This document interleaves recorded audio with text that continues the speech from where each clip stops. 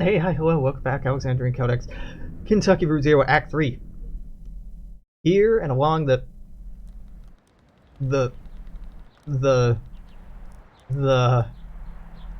Okay, I didn't catch it. Again, color scheme changes. Hey, it's really been impressing me, the art style of this game.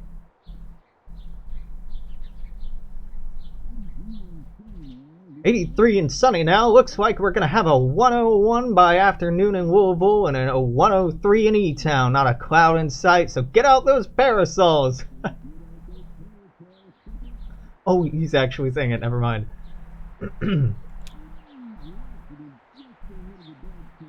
Oh, Bardstown! I have family in Bardstown. My dad grew up there.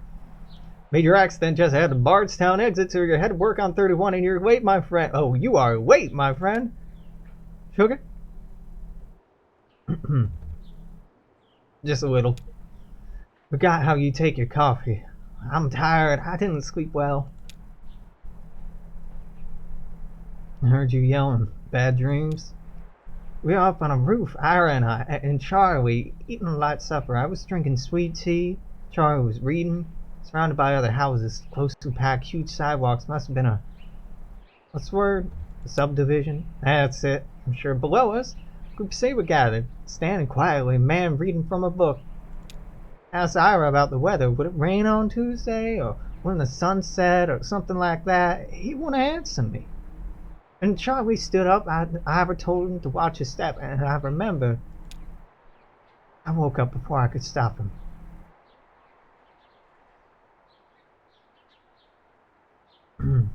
Charlie was alone on that roof. I guess he was. He was so bright. His teacher said, what's the word? Imaginative? That's it. How can I forget? It wasn't his fault. It wasn't anyone's fault, Conway. That's what we mean when we say it's...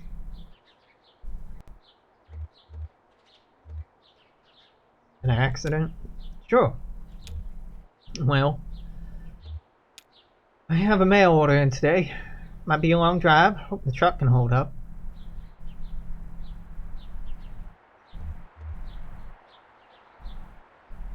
It's an in by mail? Maybe just a shut-in. I don't recognize the address. The order's all... I'm sure we can fill it. Guess that'll be the last. I guess it will be. Last of the Lysette's Antiques. The, what's the word? Finale? Maybe. No, that's not the word. I just need to think a bit. More coffee or something? I've had too much. It'll come to you. Maybe I'm not so sure anymore. Seems inevitable to be thought to be words I lose forever. What are those boxes in the hallway?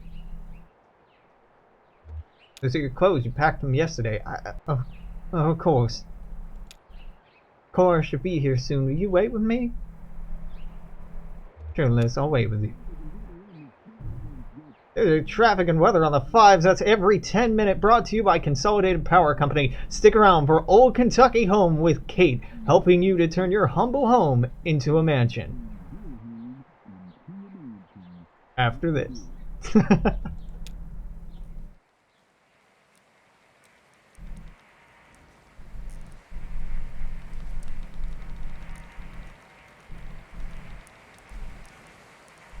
So this is Conway's memory, I guess, because is that because he hurt his leg?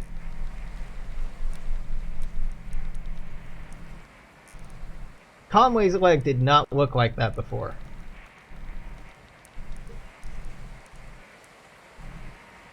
You've been drinking that whiskey, Conway? But that's only if you make a late payment on a follow-up visit. I think everything went well enough here that they'll only want to bill for... Oh, he's awake. How you feel, old man? All fixed up?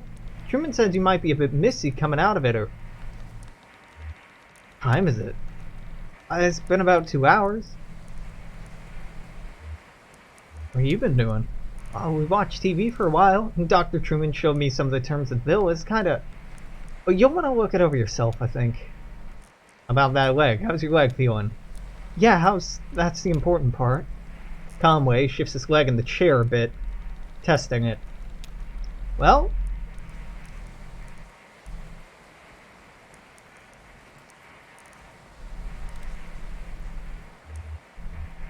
this isn't my leg. No, of course it's your leg. It looks wrong. You replaced it. I haven't encountered this reaction before. It's not totally unheard of. I read a paper about something like this last year. It happened for a lot of reasons: neurological, psychological, social. I'm sure it won't persist in your case. Your thoughts and feelings are probably just a little nebulous from the Neuropinol TM. That's totally normal. It'll pass. Wouldn't recommend driving for at least another hour or two regardless. Conway stares remotely at his leg. Let's talk about a few things you should be aware of: recovery, rehabilitation, and side effects. How long am I going to be recovering? Well, at your age, I want to be clear, you should expect lingering effects of the injury for more or less the rest of your life. Don't immerse it fully in water, avoid extreme temperature. I'd stay away from dusty roads and mountain lions as much as possible. Dusty road? Okay. Good advice in any context. Ha ha ha ha. Best thing you can do is keep it clean, free of debris. What in the fuck? What do I clean it with? Don't clean your leg with a soft cloth. Moisten with water or isopropyl alcohol. You'll definitely want to avoid abrasive agents like detergents or other solvents.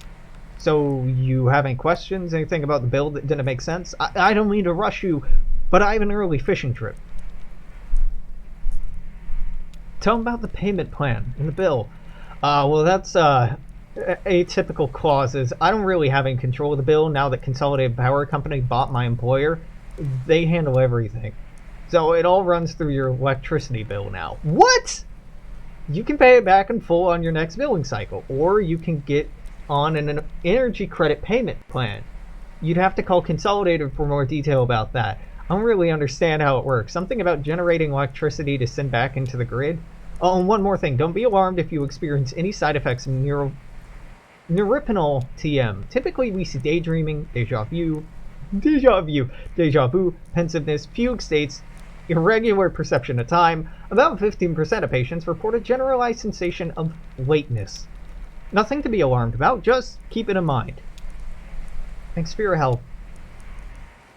Julian's outside. We can head back to your truck. What in the fuck?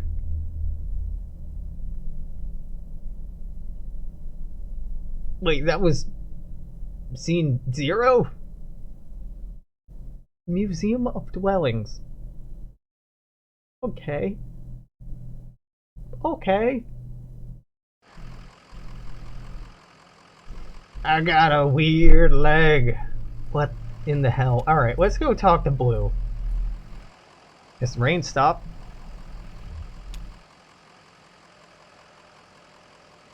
Be earthworms all over this lot. Be a damn shame to be an earthquake in a rainstorm. But the doctor? He's very small. How are the drugs treating you? I don't like to take medicine. Oh, it's good for you. He's a doctor, right? I know what you mean, though. My folks had a peculiar relationship with medicine. Almost never had a regular doctor, or health insurance, or anything like that. Our immigration stuff was a mess for most of my childhood, so we only qualified for state programs in small patches before something or another would get contested, and we learned to just pile on dentist appointments and stuff in those short windows. If a cut got infected or migraines were too much to handle, Mom would talk with so-and-so who knew so-and-so, and usually another minor would end up with some pills, and instead of medical advice, every pill came with a gossipy anecdotal warnings and superstitions, like all this lore that came with it, like magic, dangerous, mysterious. Weaver's folks gonna help? Yeah, they have pretty good health care through the university for a while there. A couple of times it'd swing something, so I got a bit of whatever Weaver needed. In high school, Weaver got these pills to help her focus. She was so smart, but always going off in different directions. Mind racing, like 5 conversations going on in her head at once. And you're lucky if even one of them is with someone in the room, you know? So she had these pills, and they seemed to help. I was struggling with school too, failing my history class. She offered to share the pills. Yeah, how'd the Adderall go? At first, it helped a lot. A kind of a presence and clarity of purpose that I've never really had otherwise. I didn't want to stop taking them. I know exactly what Shannon's talking about. Yeah, that's the damn thing about uppers. My dude, you feel very clear and very like, ah yes, this is me operating at like 100%. It's a bad mindset. One day I was holding onto my bed, my notebook open next to me, and on top of a textbook, I was holding a pen in my hand. I remember this moment for several years before. It came up so suddenly, with such precision, I couldn't put it out of my mind. Felt I just had to stay with it until I recalled the whole thing perfectly. It was just a tiny nothing moment. My mom patching up the side of a bird cage, winding some spare wire around the frame to reinforce it. I was fixated on that image and the sound, the cage kind of bending and twanging as she worked on it, rapping and nodding, scraping copper against paint like bowing a rubber violin with a railroad tie. My parents came back from a triple shift and found me sitting there on the edge of the bed, pen in my hand, delirious with thirst, patching that bird cage with a 1,000-yard stare. Drugs, huh? What is this? Big bird. Bald eagles, not really that common in Kentucky, but okay. America.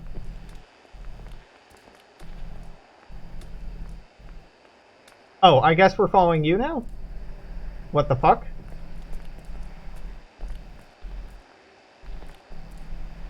I'm very confused. Why am I you now? What in the hell? Who the fuck are you?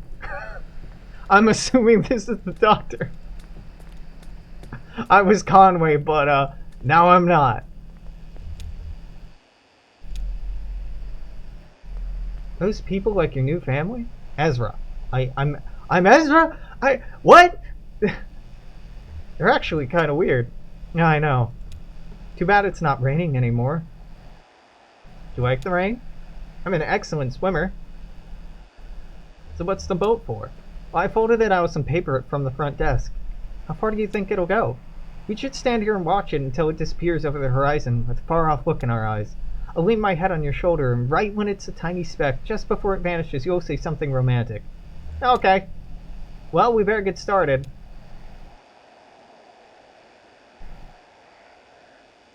Alright, why not? I have no idea who the fuck Ezra is, why I'm playing them, or...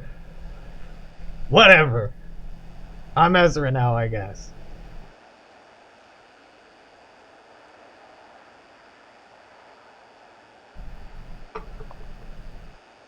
Surrealism. Fucking surrealism. Or absurdism? I think it's more surrealism. This boat is not going anywhere fast.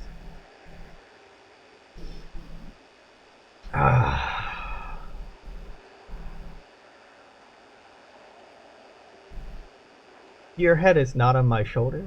I can't leave. Oh, I can just kinda... This isn't weird. This isn't weird at all. Yes. What a boat. This isn't creeping you out yet? It's bothering me. I too look at boats this way. Yes, watching it go to the horizon. He's smooth walking. Ezra, you're a weird fucking dude. Person, I guess. You're a weird fucking person. Alright, Flora, it's gone. Can we get through this now? Can you still see it? No. Guess it's too late then to say something romantic. Yeah. It's too late! Alright, bye! Okay. Okay, what? I am so lost.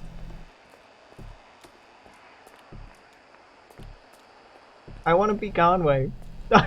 I was invested in the story, or at least curious about where it would go, but the game seems to not give a shit. So I'm Conway up to a certain point in the parking lot, right? But after a certain point, it seems that I become Ezra. Conway, I'm Conway, I'm Conway, I'm Conway, I'm Conway, I'm Conway. I'm Ezra. Nope, still Conway. Now I'm Ezra. What the hell? Okay, very weird. Let's get the fuck out of here. Oh. Conway again. Okay! Can we please leave this place? Ezra's freaking me out. So, what's the plan here? Head back to the Zero, I guess.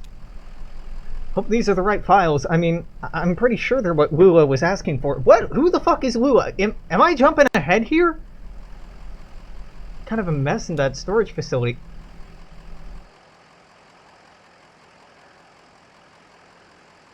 No, right? This is Act 3. I didn't miss anything in Act 2. Maybe something happened while I was watching that fucking play. Sure, let's go back to the farmhouse. Maybe we missed something. This is...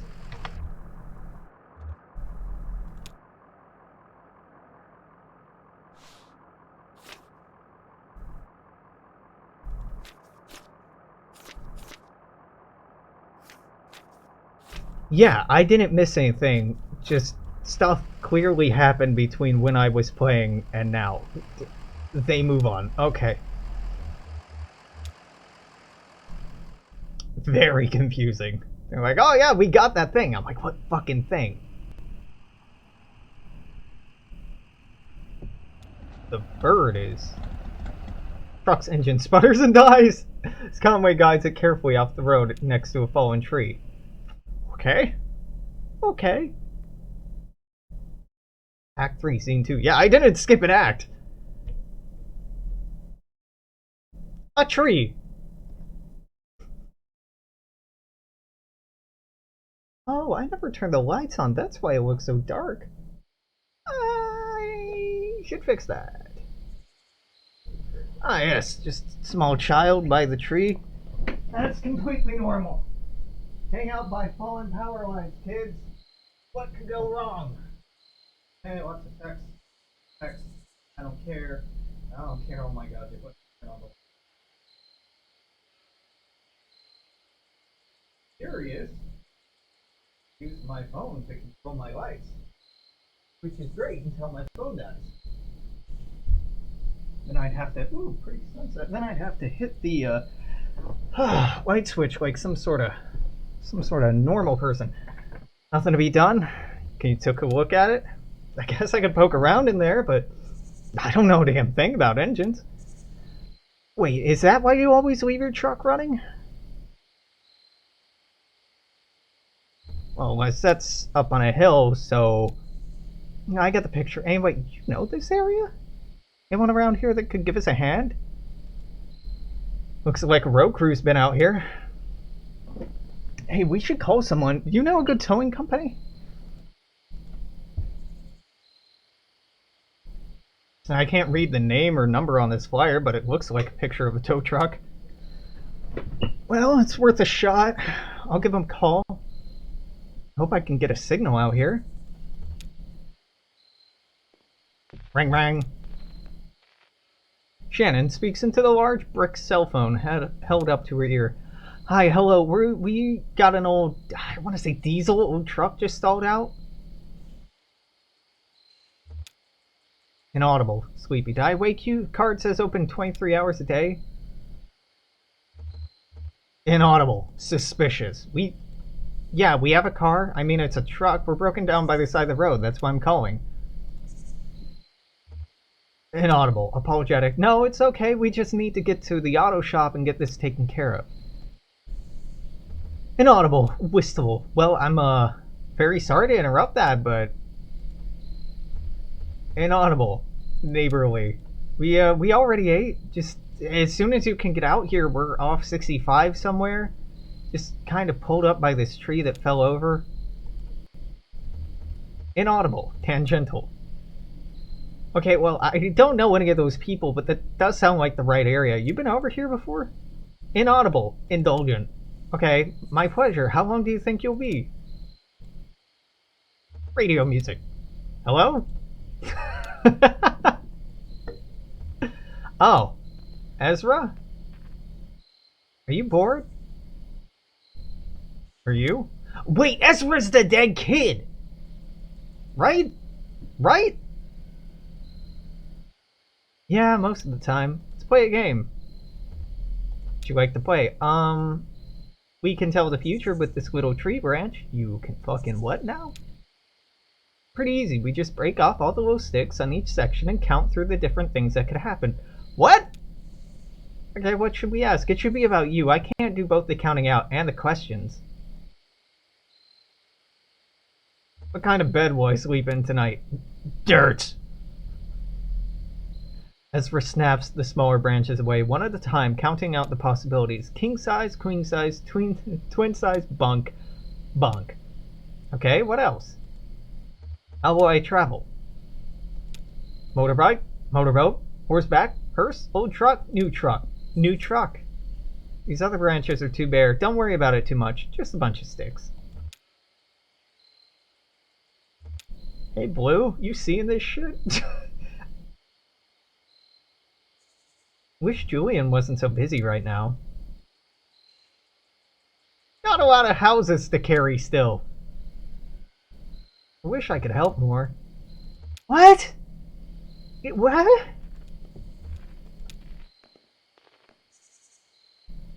I think they're on their way. Guess we have some time to kill. Pretty grim place to be stuck. Wonder what happened to the tree, I mean. Maybe it's just old. You know, what used to happen to old trees out in the forest, wildfire would come through and clear them all out. Made room for new trees. But then people built houses, and we can't have fires going all the time, so we keep putting them out. Now we have all these old trees choking out the saplings. If you get what I mean. Starving the young trees for resources, just clinging to life until, snap! The economy collapses and they need a bailout. I mean, and then some road crew comes out and blasts the stump with dynamite. I think I'll take a look at that radio of yours. Maybe I can get it going again. No point in just standing around. Symbolism.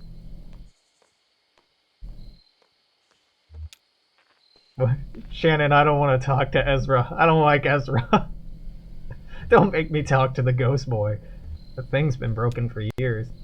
So we'll get to figure out what station you had it tuned to when it went out.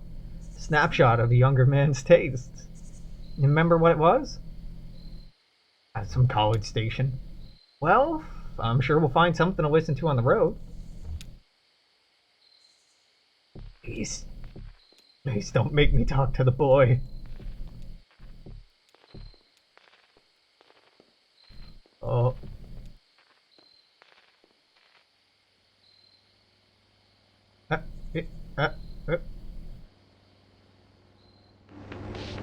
What the fuck?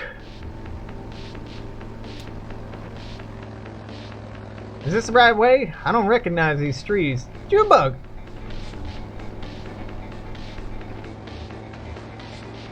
What's to recognize? Just a bunch of trees. Trees are so quiet, right? Usually you'd hear birds, wind, a squirrel or something. Doesn't seem so quiet right now. Yeah, you're right. Maybe I'm a little bored. Work out some chord progressions in my head for a while or something.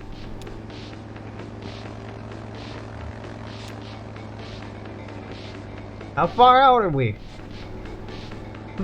Are we there yet? Oh, stop. Harry's not gonna be happy. You know he doesn't like me. Anyway. I'll tell him about the frog. He won't understand.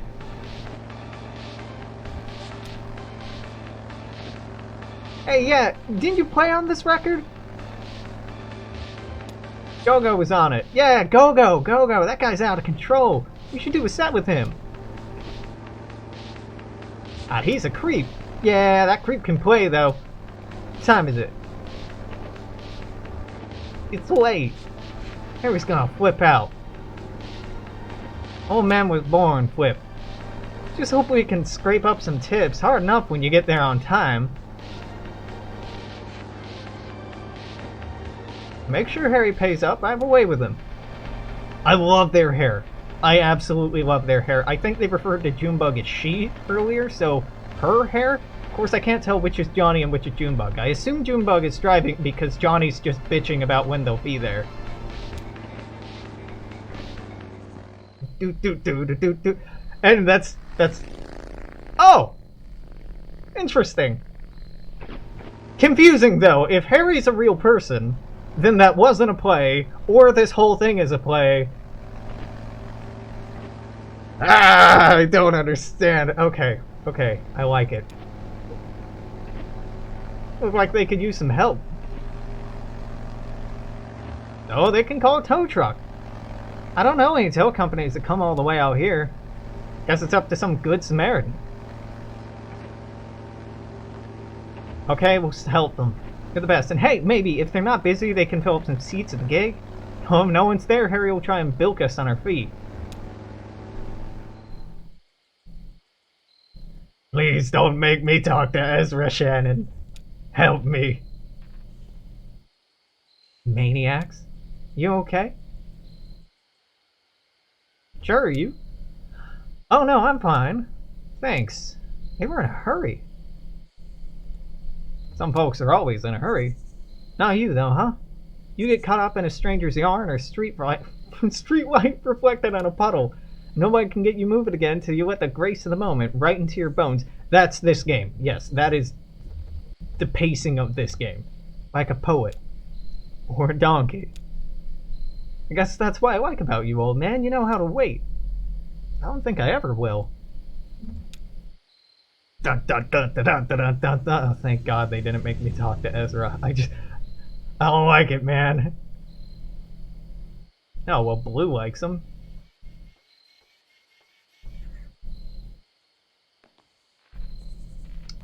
Stay here. Careful, he's wicked with strangers. So, no, everybody's seeing Ezra? What the fuck? Where the hell did Ezra come from? Ha, you...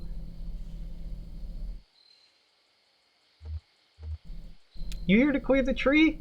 You're back, Cricket? We better get the chainsaw out. We'll pay to gas it up. That's a good question. These folks seem to have a certain handle on the situation. So... Won't the state cover that? Sure, something like that. Listen, we got 2 questions for you folks. What kind of people do you take us for? I mean, how do we strike you? You're probably from space. Oh, we said you fell right from heaven, ma'am. Johnny, otherworldly. It's unmistakable. Now, here's another question for you. Do you like music? Do you like music?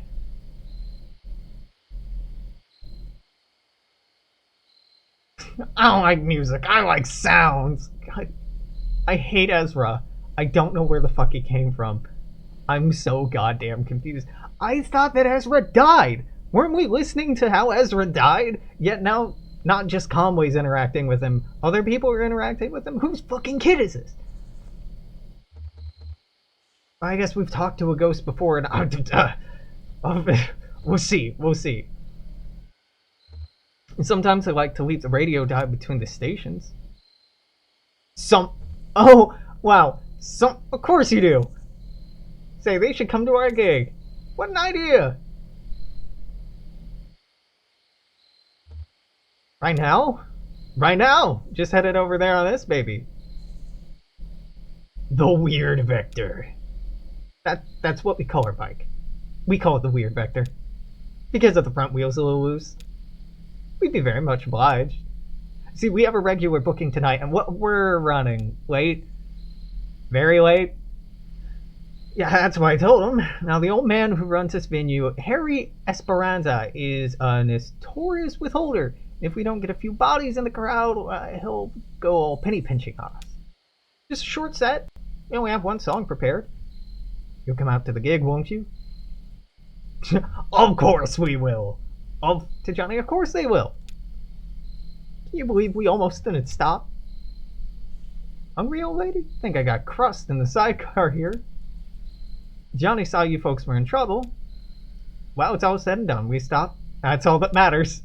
Our gig's at an old tavern called the Lower Depths. It's over there by old Charlie Morin Highway, just off 65. East off 65. I think I've been there. Usually take a ride off the interstate around the petting zoo. Johnny likes the petting zoo. I do like the petting zoo. Now let's see about that truck of yours. Feel certain we can get it running. What?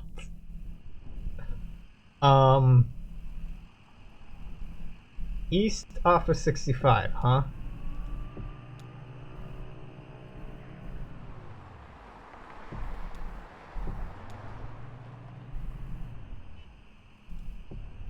I don't know where I'm going.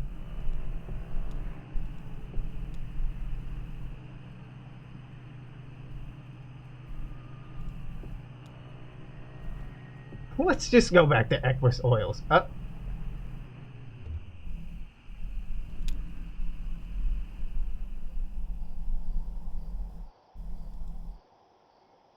A faux rustic wooden sign hangs by a chain above the door. Glasgow Clockworks. Carved in a fanciful typeface, then set with what looks to be brass or colored plastic. Windows are darkened, too crowded with antique clocks to make out the interior. A small metal sign bolted in the building's alley reads, GTS stop number 5, 5:30, 7:15, 8:45, 10:15, 12:15. And then several more numbers or words, worn illegible by the rain. 3 people stand under the sign. A young man with a newspaper, a young woman scribbling anxiously in a leather-bound journal, and an old woman whose face is shadowed by a wide-brimmed hat. Listen at the glass. Conway rests his head against the window and closes his eyes. Feels cool. His breath fogs the glass like September. It was fall when he met Lisette. School days. Neither of them were very good students. She'd cut out early, spend the afternoons in darkened bars. Sometimes she'd sing. We'd pick up bottles, and the staff would pretend they were old enough to be there. Conway and Lisette would pretend too. Then he got a long-haul job. Lost it on the road. Took too long coming home. Took a job from a wiry, irritable roofer named Ira. Ira brought him home to meet the wife and son, and there she was. Conway kept his mouth shut. Not out of respect, but out of habit. Huh. It's hard to tell where the curtain's shadow ends and the dusty clock silhouettes begin. It's impossible to tell how late the bus runs. These people just waiting? Could they have missed the last bus? Offer a ride to the older woman. The old woman grumbles to herself as she climbs in the truck. Her name is Linda. She lives near the artificial limb factory, but can't be bothered for specifics. I've been there. I guess I'm giving people a ride now. What the fuck? Artificial limb factory's over here. Oh, thank God it shows it on the map. I'm like, I've been there. And there... yeah, okay, whatever. There's too many moving pieces right now. Wait, isn't that what this is? Nope.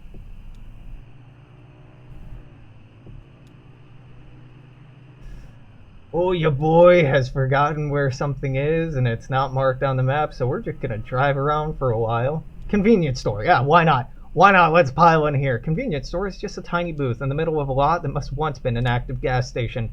The light in the booth is on. The inside the booth is big enough for a card table, 2 chairs, and a few plastic crates filled with snacks and warm Coke. 2 men shuffle plastic dominoes across the table. Now, I will argue with you here, game. When you say Coke, if this is Kentucky, you sure as fuck better mean Coca-Cola. Where I'm from, we still call it soda. Or pop. We do not call it Coke unless it is a Coke. Further in the South, you'll call everything a Coke, but not where I'm from in Kentucky. 2 men shuffle plastic dominoes across the table. Look for a door. Conway finds a sliding service window on the far side of the booth, the kind that can slide in and out of the booth without allowing anyone to reach in and make a grab for the register. Pass in some money. One of the men lets out a vexed sigh without standing or turning his eyes away from the game. He reaches into a plastic crate and retrieves a small blue bag, distractedly pushing it through the service window. Chips or something. The bag is illustrated with a cartoon drawing of an avocado, but nutritional data suggests it's pretty sugary. Expiration date is worn away. Oh, the radio works.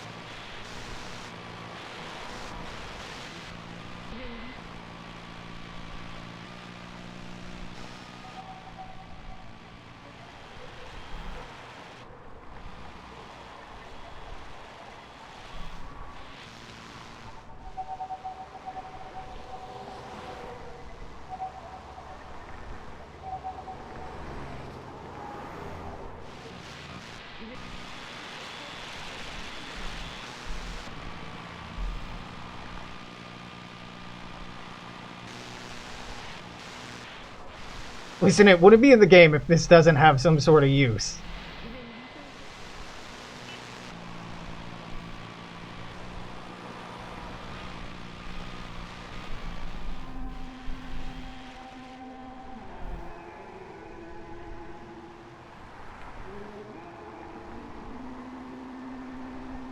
Alright, you know what? We'll go with this.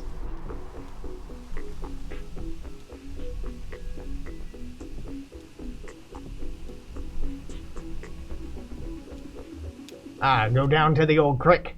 Conway leaves the truck to stretch his legs by the crick. He follows the edge of the road and wanders a bit into the woods where the creek and the road part. The creek bed is nearly dry this time of year, but a few thin channels still run through the rocks. Can barely make out the moonlight silhouette of an overturned boat. A few dozen yards down the creek, reaches habitually into his jacket pocket. Remembers he doesn't carry a flask anymore. Our boy used to have a drinking habit.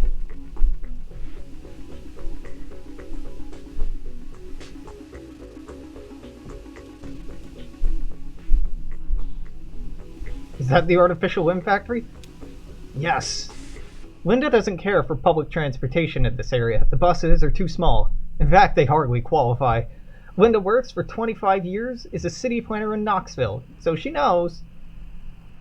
But it's not her place to say, really. But if she were asked, if anyone were to ask, she'd start with public transportation. It's the pride of a civil society. It's a place as much as any city center. It ought to be founded as such.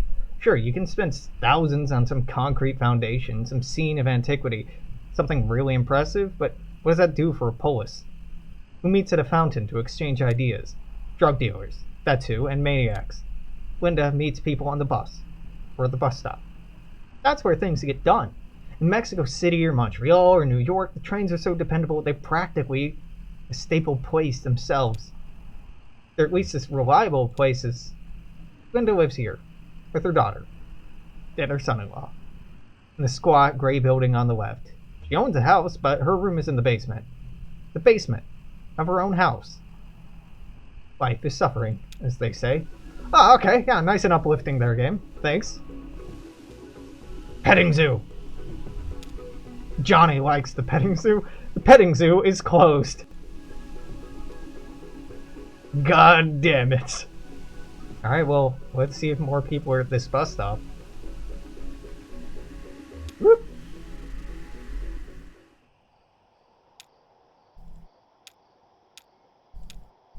Oh, young woman, you want to ride? She accepts cautiously. Her name is Patty.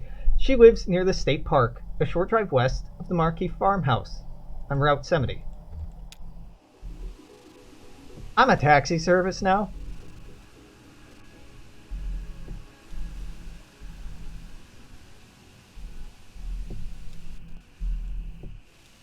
Oh. I have never seen this before. What the fuck? Mammoth Cave Road? Wait, is this the Zero? I'm so confused. Railroad truck. This isolated stretch of railroad track is overgrown with wildflowers. It spans only a few hundred yards, bracketed on each side by a pile of rotting wooden ties. The only visible stop on the railway is a squat wooden station building, brightly lit from within. Brightly light from within. Yep, that's right. Conway and Ezra enter the building. The young woman stays in the truck. The station interior is warm. Soft orange light from a few antique fixtures, worn but finished woods, floors and counters. A compact space heater left conspicuously in the middle of the room. Train memorabilia hangs from racks on the wall. A model steam engine pulls boxcars steadily along a track threaded through the rafters. A teenager in kitschy engineer's cap is slumped behind a cash register, asleep. The magazines all seem to be train-related, but Conway opens up a magazine with a photo of a homeless teenager on the cover. Life on the Rails, how a new generation is reclaiming hobo culture. It's pretty argumentative. Kind of a manifesto or something. Parts of it are interviews with cops or security guards about chasing kids away from rail yards, with a lot of editorializing on the part of the interviewer. Kids look hungry. Charlie's school had this big cafeteria. He sneaked Conway in there when he was in the area once. They had a big meal. It's late morning. They were just closing up breakfast, so they gave Conway extra eggs. Like almost 3 servings. These kids should think about going to college. Better food than a damn lowly train car.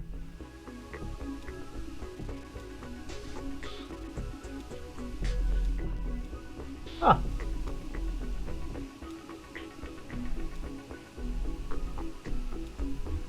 No, not the museum. Not the museum. No, drive away. We've been here before. There's Patty's home. Patty has had an idea for a new kind of chair. Well, not really the whole chair, just a part of the chair that lets you adjust the height or the tilt. It can be adapted to fit almost any chair design, and it doesn't take up much space. It can be flat packed even. It's really a much more reliable design in the long term, and using the current crop of seat adjustment mechanisms, you're always running the risk of pinching your fingers or fumbling around down under your chair. Not so with Patty's new design. But it's not cheap enough to get a prototype fabricated for such a thing. Too many moving parts. That much is unavoidable. Patty's been doing some freelance technical writing to pay the bills, and setting aside as much as she can towards the project. She calls it the project when talking to friends and family, and by now everybody knows what she means. In school, she was easily distracted. Her teachers thought she'd never really command her full potential, and so on. But it won't be long now. Patty's staying here in that ugly amber bungalow. Again, it's only temporary. Sure, Patty. I mean, everything's temporary. Life is temporary. Yeah, we'll get to your concert. Just don't worry about it. Alright. Let's find a new radio station.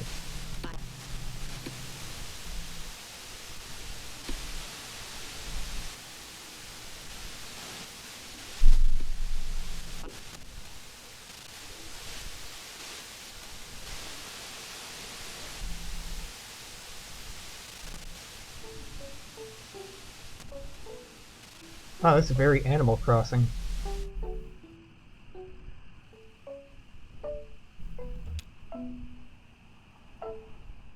I want to play Animal Crossing. Alright, yeah. Young man, I'm your bus driver today.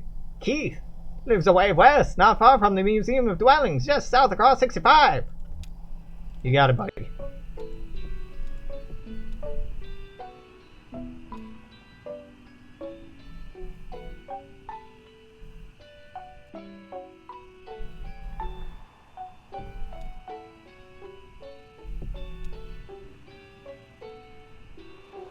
Keith, I gotta tell you. Oh, okay, there it is.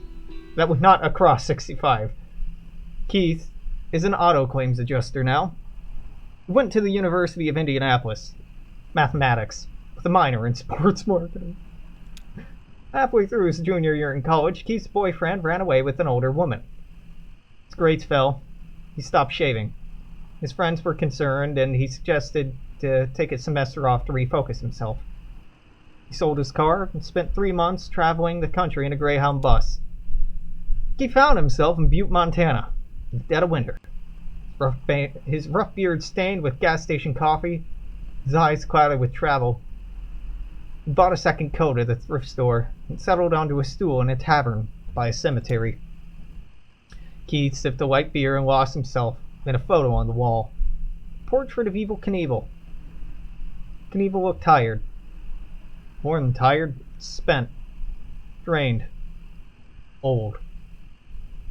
But Keith could have sworn those murky, bloodshot eyes were looking right into his soul, as if to tell him, Keith's apartment is here. On the left. Salmon-colored building. That's his apartment, with the blue and white star decal stuck in the window. Alright! Nice and uplifting. Let's go find that bar that's, somewhere.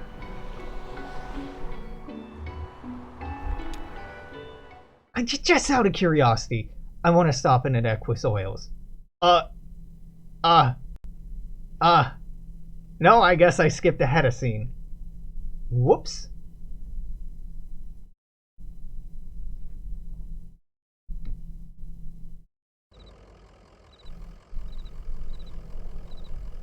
So it's, hey Joseph.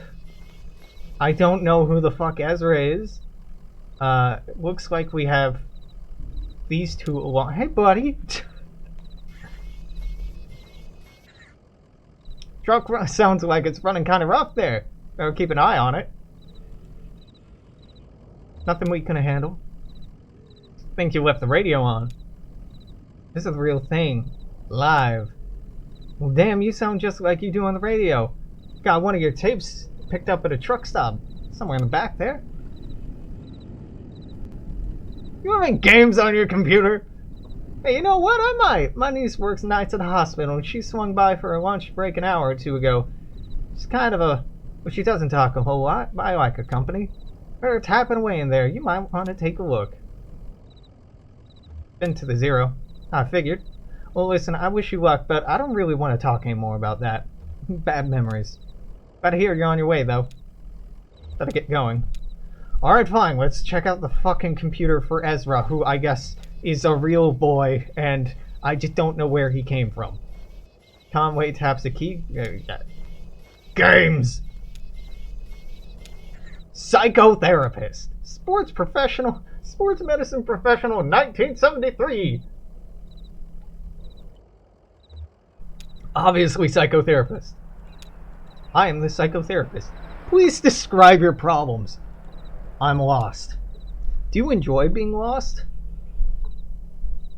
I don't have much to compare it to. That's quite interesting. I'd like to try an exercise now. Please, close your eyes and ask another person to read the following text aloud. It's summer. You're sitting in a very long hall on a backless stool. The seat is upholstered in fake leather, slick with condensation. You shift your weight uncomfortably. At the other end of the very long hall, a ceiling fan beats out to the rhythm of seconds. The air in the very long hall is still. You need a shave. You feel 3 rough whiskers curled on your upper lip.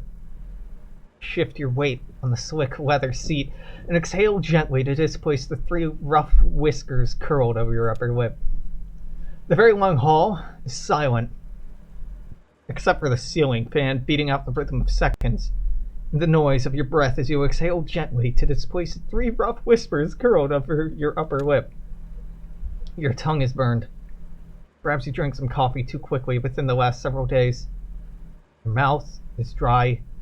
The lights are slowly dimming. Says I'm not supposed to read this part aloud. Okay, it's over. How was that helpful? That was just disturbing. Sports medicine professional, 1973. 1973 status junior, GPA 3.8. Effect bored. bar. 2-for-1 domestic. Somebody has a rifle in their truck. Late night target practice in a field. A few hours in lockup. Stern warnings and new friends. I'm a senior. My GPA is a 3.8. I'm pensive. We're going back to the bar. It's dead tonight. Shots. The bartender has her kids this weekend, which she's looking forward to. I'm distracted. Hit the bar. Some students are fighting over a pinball game called The History of Aviation. All well drinks are half price.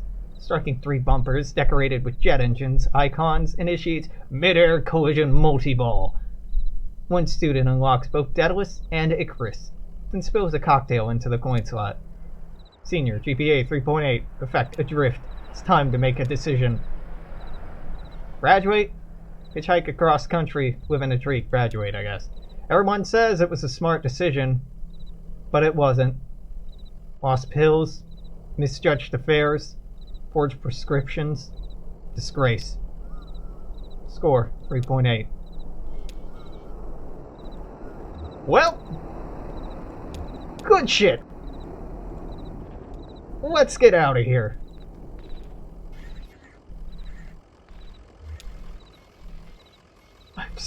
I'm so confused. Who the fuck is Ezra?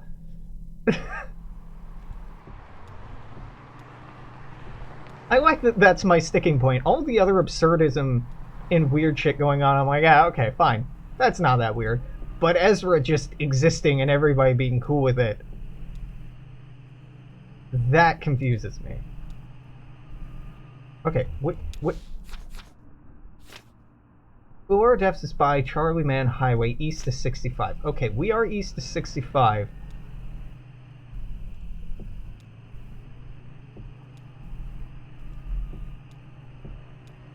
Frenchman Knob Road? What a name.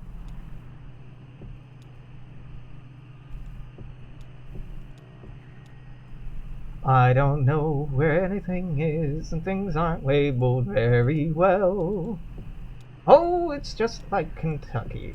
Okay, right. They said the petting zoo. Maybe they're leading the way. They are. Oh, thank God. Okay. Scene 4.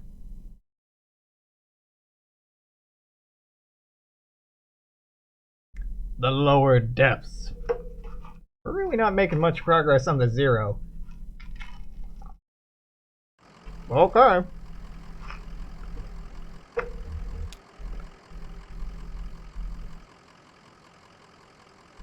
Feels a little like home, huh?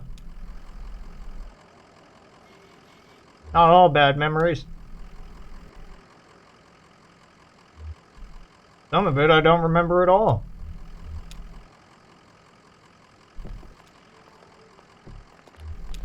Hard times. What the fuck? So it wasn't a play? Or it's all a play? What? Kinda late, you sure they're open? Sure, they're open. It's one of those places. Now let's head on in then. Not the Saints, but we've kept our appointment. How many people can boast as much? Lovely, ma'am. Who said it? A poet. I like Doombug.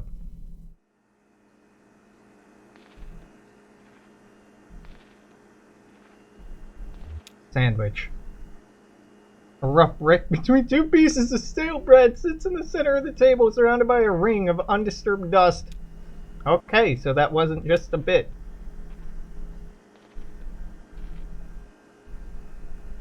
Ma'am, I hate to say it, but the cupboard's bare. Have some vision, Cricket. We got 1, 2, 4 patrons. Harry doesn't count. Well, we've done more with less. I haven't been a bar like this since... Gave it up, huh?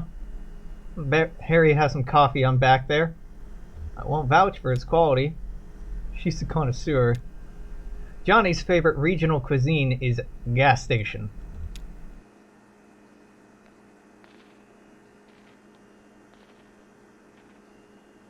Yo, what the fuck is with Ezra? Hey, kid? I guess, but you're in a suit? I thought you were a tiny doctor at first. Ezra flips eagerly through the jukebox's catalog of songs. What do you think? I don't know how to play this game. Okay. All I'm pouring tonight is Hard Times whiskey. You got any coffee going? Because I don't want that whiskey. No coffee, Hard Time whiskey. Hey, shut the goddamn door, would you? Can't afford to run AC all night. Sorry, Harry. Oh, it's you too. Where you been? Never mind, listen, I can't keep this place open through small hours of the night just waiting for musicians. Where is everyone? Everybody had to clear out. Let's get set up, huh? There's nobody here to listen to it. I can't pay for... We brought some people, Harry. A crowd is forming. A crowd is forming. Yeah, but also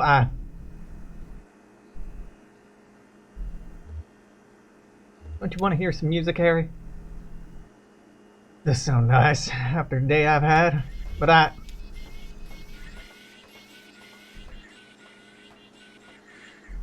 Why do they sound like robots when they're walking? What the hell?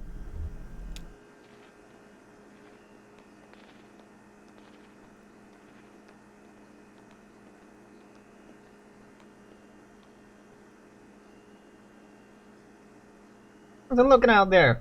How y'all feeling tonight? Get a bit more reverb in the monitors? Harry, it's just a soundboard behind the bar. How's that?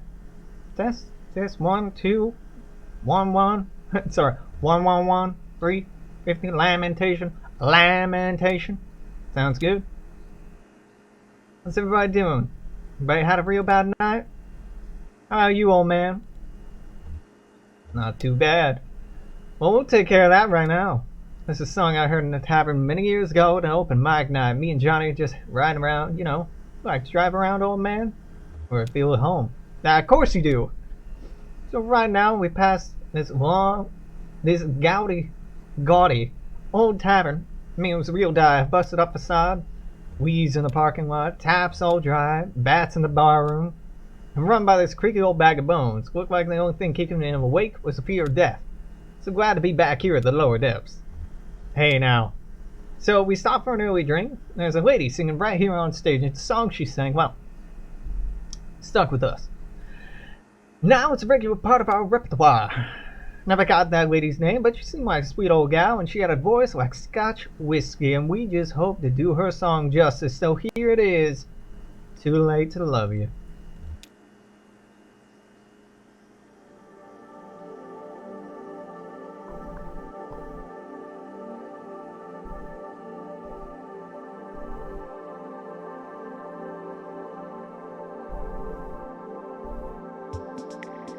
Huh.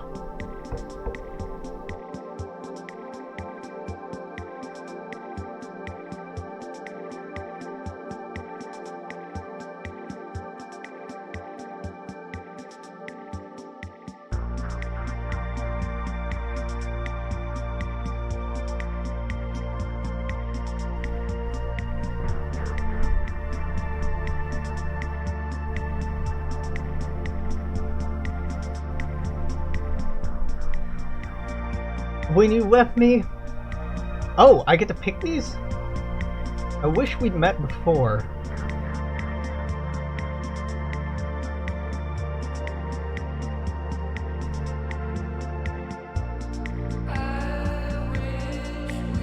They have different versions of the song. Oh my god, this game.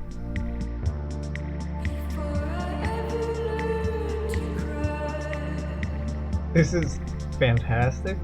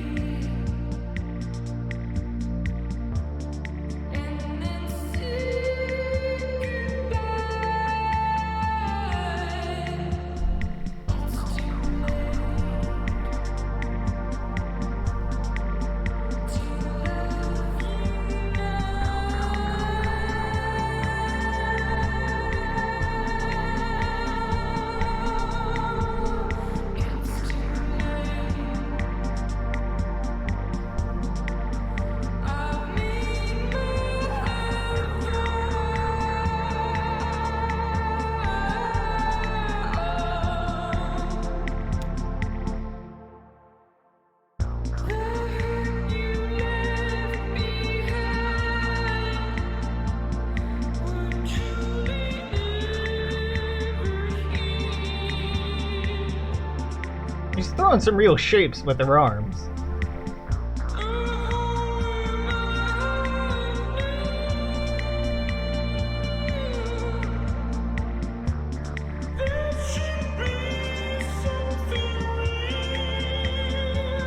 I love the karaoke stuff they're doing with the highlighting of the words.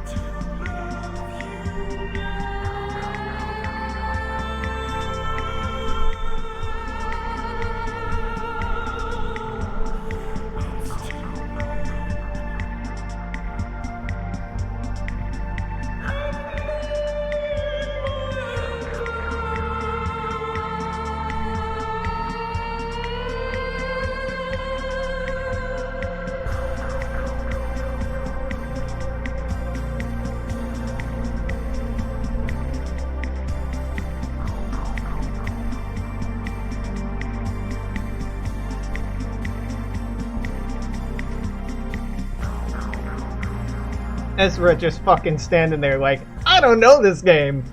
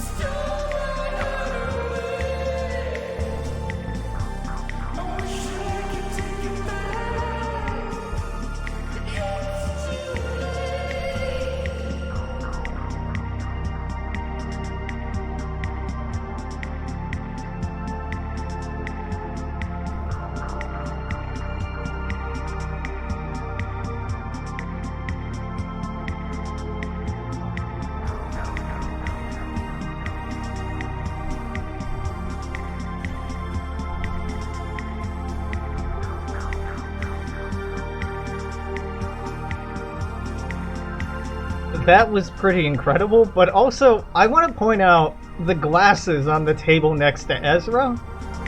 Weren't those Lawrence's? Yes, Harry did have a hell of a night. But also, I'm still troubled by the, is this a play? Is this a real life? Is this just fantasy? Are we human or are we dancer? What the fuck, Harry? Junebug, that was incredible! Hope you liked it. I've heard it before. It's kind of sad, isn't it? Kinda. Listen, we appreciate you folks sticking around for the show. There's nothing more wretched than playing sad songs to an empty room. We just got our fee from Harry, and we'll get you headed back to the, Zero.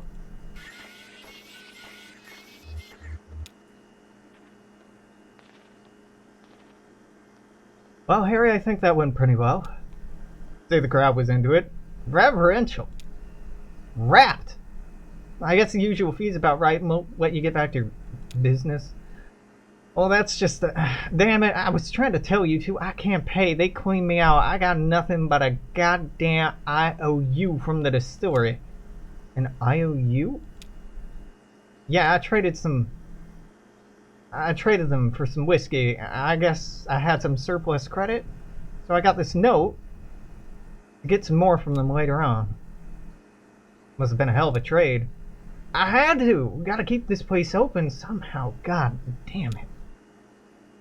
Your language, Harry. Say, we just need to get pointed towards 0.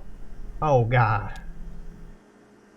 What's that? You know what they're talking about? Tell you what, you point my friends and I to the 0, we'll call it even. I don't like how the 0 here has this little effect on the font. Yeah, this one does too. Sure, yeah, let's not question that. You folks sure you want to head down there? I've never been myself. I hear... Well, people hear things. Rumors. You know, another way to Dogwood Drive. Dogwood? Got a letter, did you? I had a stack of them. What? Okay. Sounds like 0's the only course now. Harry, you're airtight. You're alright. If only. You got a radio in your car? Yeah. Well, here's what you gotta do. Take a left out of the parking lot and just fiddle around on your dial till you hear something familiar, but... I mean familiar, but strange. You know the feeling like I used to go hunt with my uncle out in the mountains? I used to watch these nature programs. Now, they're filmed in the mountains, and there's the deer, but I know all the plants and every kind of tree, but something just doesn't look right. And it's even stranger for being so close to familiar, something like that. You'll know it when you hear it. Fix that strange but familiar station on your dial, drive for a bit, and turn around when the station cuts out. I mean right then. Hope you folks find what you're looking for. Eventually. It was a pleasure, Harry. Is it? Huh. Okay. So the radio dial does actually come into play. I have no idea what the fuck he's talking about, though.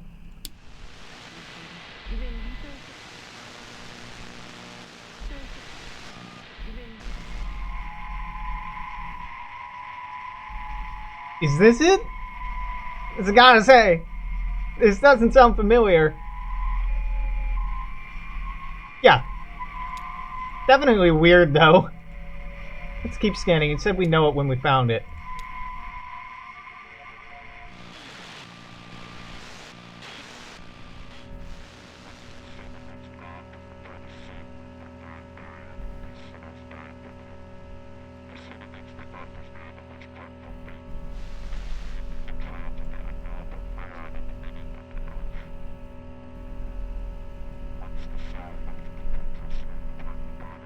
It's not this.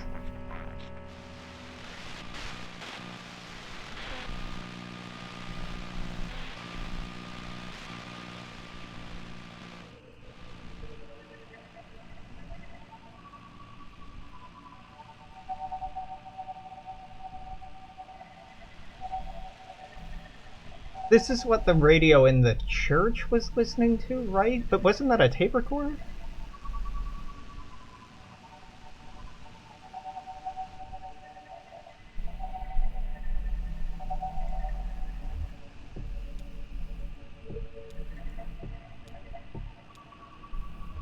I don't know if it's 860. I'm hoping the game will give me a cue once I find it. Horses? Horses running? Was that Naira had some horses years back? Yeah? I've always been a little afraid of them. They're so big and... I don't know, the look in their eyes are almost human. Like they're human and animal at the same time. Since they've been domesticated for so long, I guess... Well, if it's familiar but strange for me. Harry said we just drive until it cuts out?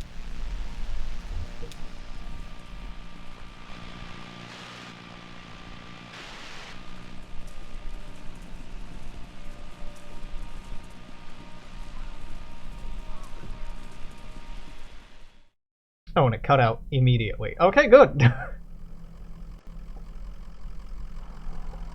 Ah, yes. Horses. It's completely normal. Just standing with their hooves up.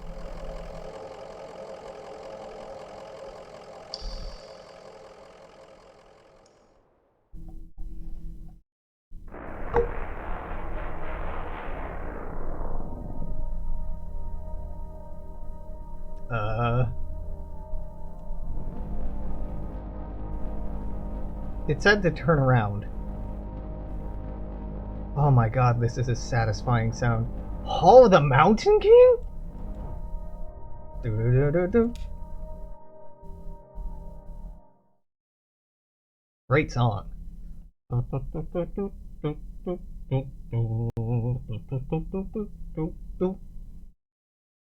bum, bum, bum, bum, bum, bum. Is that what I'm thinking? I think it is. Hey, Blue. What the fuck? Where are we?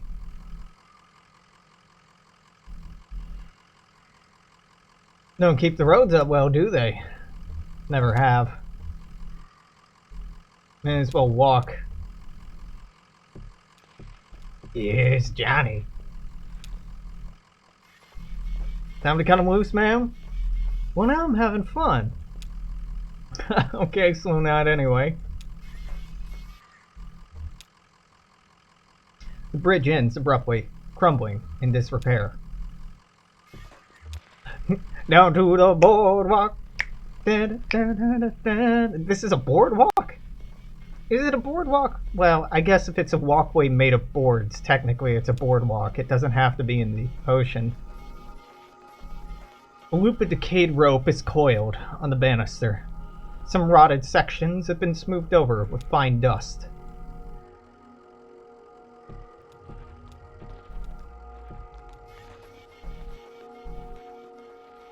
Computers. Broken computer monitors are heaped precariously amongst the rocks.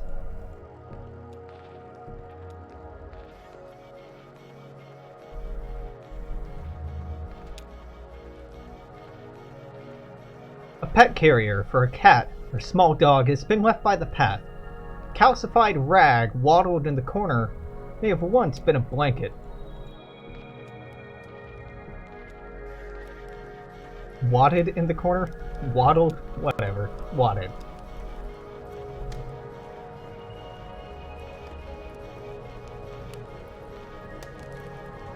A hiking backpack leans against a rock.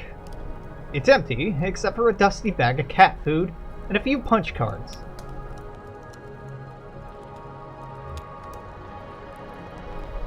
How strange, and who is this person? Who is that person? A pile of discarded electronics burns steadily in the center of the chamber. Oh, hey! Hey! I have a friend named Amy. Ah, it's triangles within triangles down here, shifting, intersecting, overlaying. It's romantic. Let's see.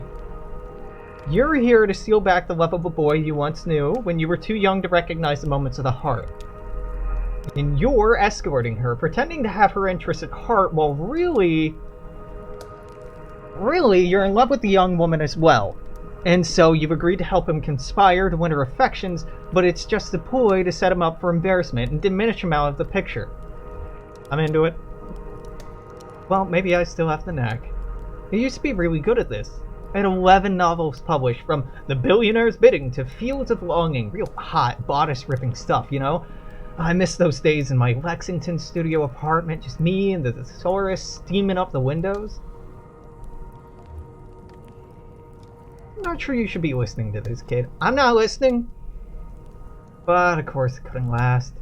You know, suddenly it was all computers everywhere you went. Thought I might be able to do something with that, inject a little libido into those ugly beige boxes. So, I went back to university. I studied human-computer intersection. I picked up a Donald's research assistantship here as a tester, debugging. In my off hours, I played around with the Doom love story at the core of our little simulation. That seemed to amuse Donald, so I kept at it, and I'm afraid I tinkered too much, made it too complex. Now our work is never done. We don't even have to add in any new functionality. The bugs just grow on their own, too complex. I miss those days in my studio apartment.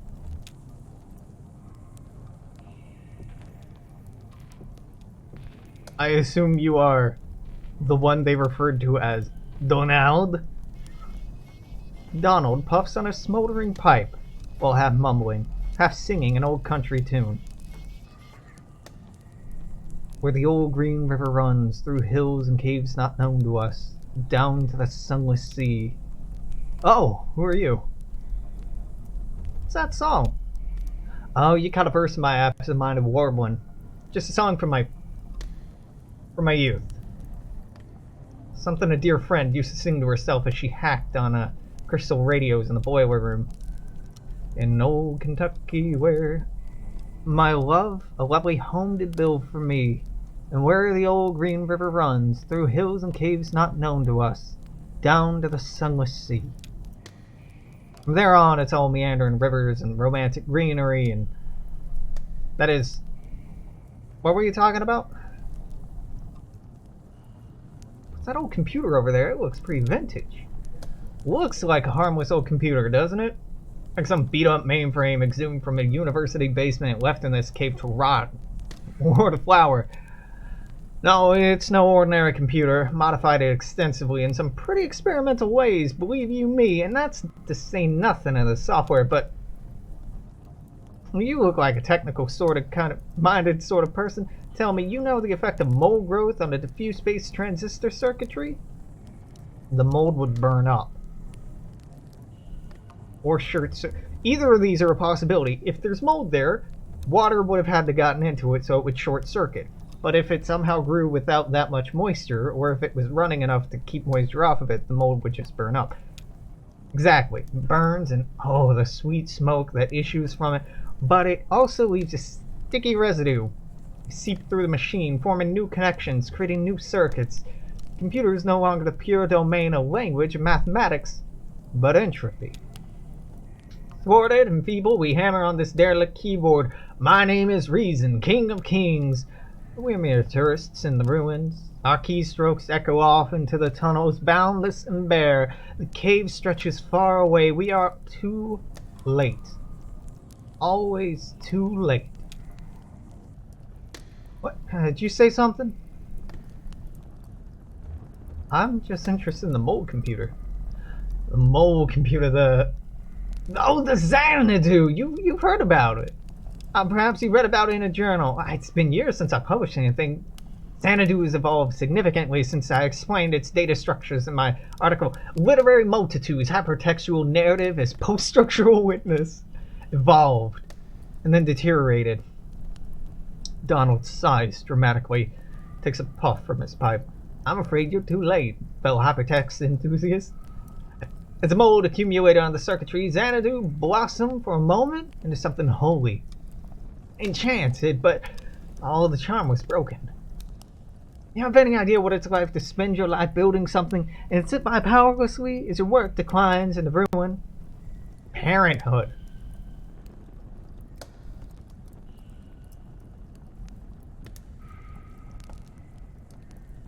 Oh, really?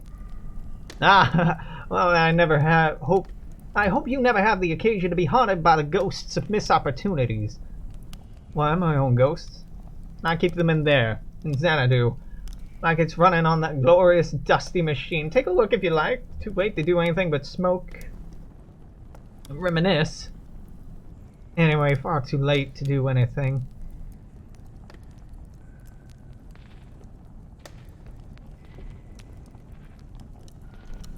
Andrew? You know, when I first... No, I mean, if this cave were larger, could it... Well, now I'm getting ahead of myself. I've got it. How would you characterize this space? The one we're standing in right now. It's a mess. A catastrophe. Or the site of some ancient catastrophe, anyway. Sure, the evidence is all around us. Shadows make it hard to tell how big it is. Sure, that's, but they're not just shadows, right? I mean, they could be. They're projections, or maybe they're, anatomies. How's that? Can you tell where we are now, surrounded by creeping anatomies? Close your eyes. Will you close your eyes? Only if you close yours. Okay, okay. I can do it from memory. Good. Now, you're standing at the top of a rocky peak. A tongue of flame licks the shadowy anatomies of... Where are we? Oh, here again. How disappointing. Sorry to disappoint. No, it's my fault. I shouldn't have been so attracted to the future. It's always getting in the way of my work. Better be in the moment. Carefully observing, documenting, no attachment. Let me give you an example. I was a grad student, studying statistics while I'm working with Donald on his project. He said we needed someone with a more analytical mind to do descriptive writing. And someone who would appreciate the grave descriptions as real labor, instead of taking their authorial voice for granted. Donald warned me it'd be long hours typing painstakingly detailed descriptions into a computer. I put in the hours, believe me, I put in the hours. I've described every facet of this cave in as much detail that sometimes I often don't know if I'm reading or looking, writing or exploring.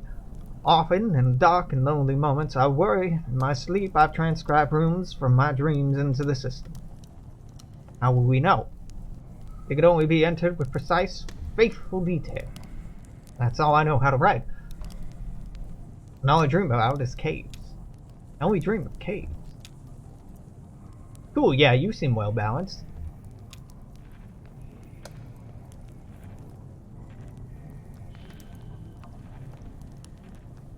I had his voice for a while, but it got away from me. I'll level with you. A massive gate constructed out of scavenged materials blocks passage down the far side of the spire.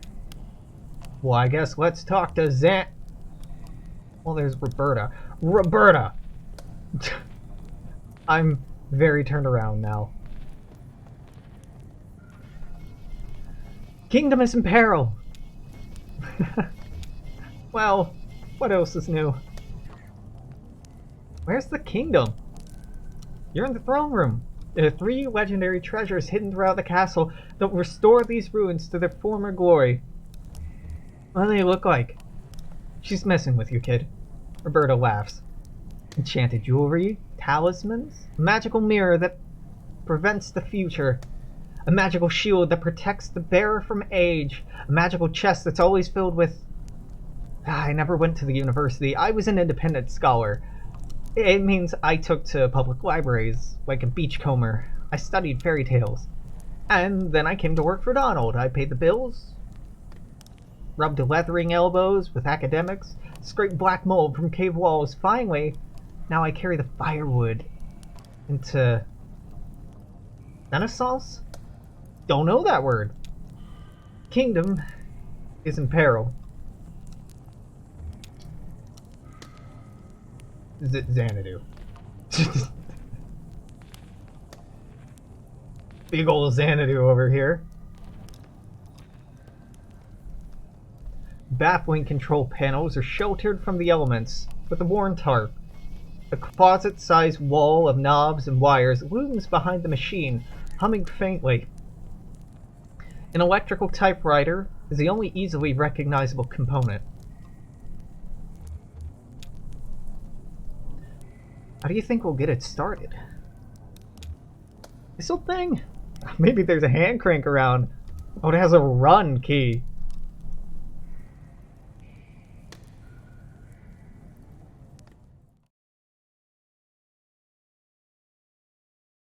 Scene 6. Xanadu. Oh, okay, yeah, Xanadu. Alright. Glad we're on the same level, game. That is the appropriate name for this scene.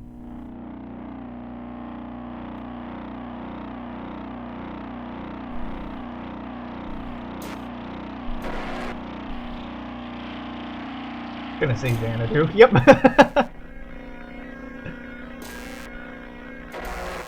At Ganavaro.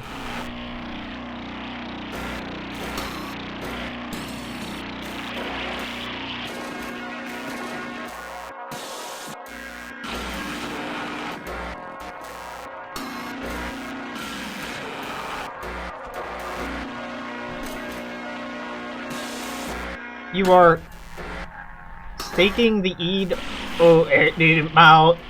Ik bidin you is a test. This thing is in rough shape. Try blowing on it! Conway blows some dust off the keyboard, presses a return key. Oh, so it at TN road small. Retwig around you. Okay, that's worse. That looks like a house. Is that the word house? House. Hats. Knit. Colonile.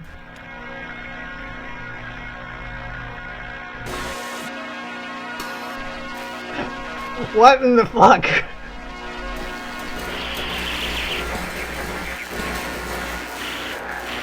You are in Allah East West Assage.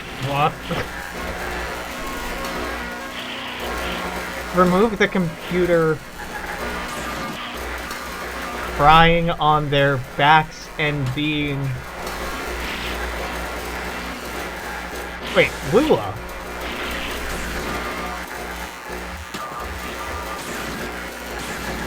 Time for some percussive maintenance.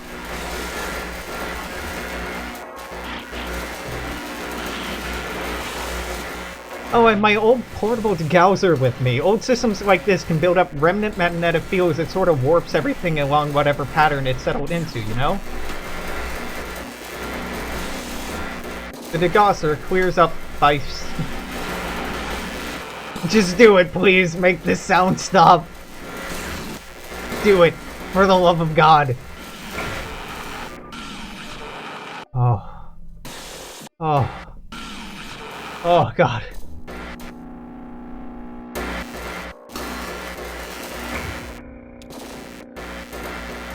After what may have been a year, you stumble into a tunnel of a cave. Well, okay. Stalactites adorn the ceiling, making the center of an enormous rock spire.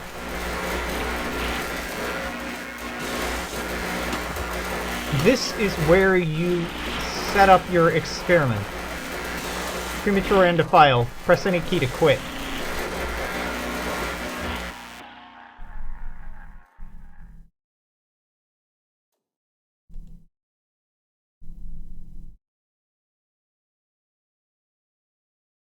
What? Okay. Oh, the Mountain King, chapter... Part 3. Act 7.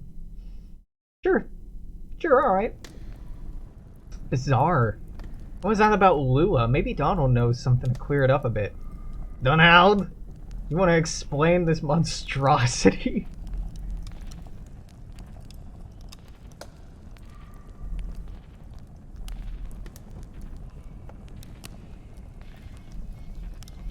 Why does she make robot sounds?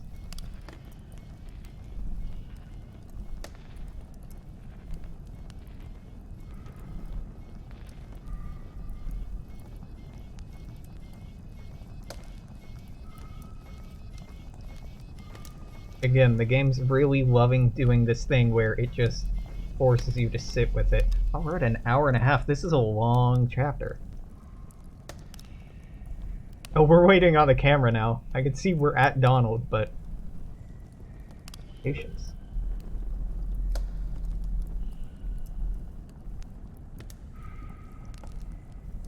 Oh, thank God. Let me click on Donald.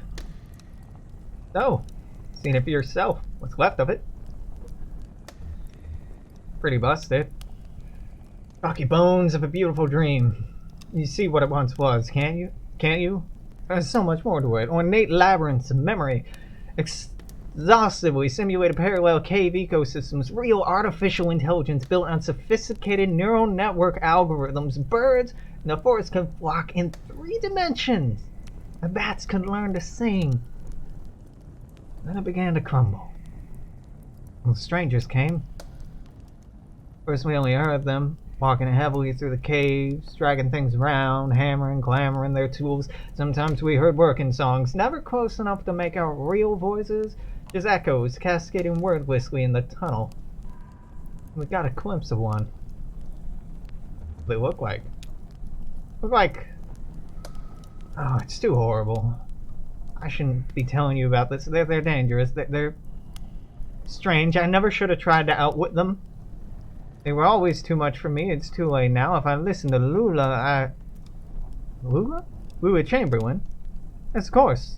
Oh, you know her? I guess we're looking for her now? No, she's gone now. She left. We built this together. You know, Lula, Joe, nah. Lula's gone from here, but still in there, in Xanadu. I don't know where Lula is now, or how to get there from here, or how to unwind that damn tangled highway, but Xanadu, before its ruin, was faultless as an oracle. A shrine to perfect simulation. Until... well, maybe...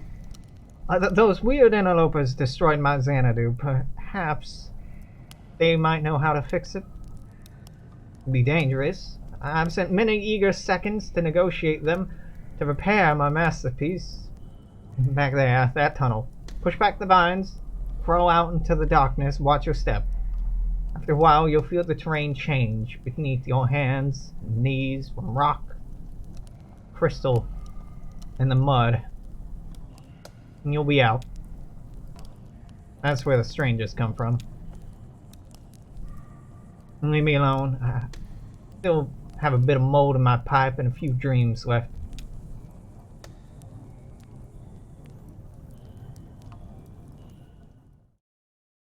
Is that the end? Scene 8. Jesus Christ, Act 3 is dragging on. But okay, buddy. Where the strangers come from.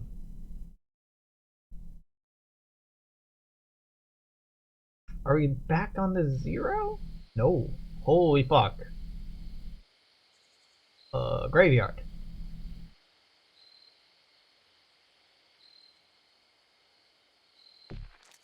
Cool, yeah, you're coming out of a cave system into a crypt. This can't be right. This looks like an old church. Muddy. Yeah, that's what he said. Crystals and then mud. Okay. I want to stay outside. Okay. I'll stay with him. We can look for lizards. Oh, okay, we'll make it quick. I'm Ezra. I'm playing as Ezra. Oh my god, no. Find any lizards? One, but it went under a rock. That's lizards for you. Why do you dress like a punk? A punk? Now what's a punk dress like, kid? Can you tell me? I dress like Junebug, specifically. I want to be specific. I think you are. Middle of the night, here you are in a graveyard. Any other kid your age would be in bed. Just gotta make choices and own them. Think I was born this foxy? I came off the assembly line in about half a foot shorter. And all gray, no eyes. They were gonna have us clearing out the old mine. She is a fucking robot. How fucking... Cool! They were gonna have us clearing out the old mine.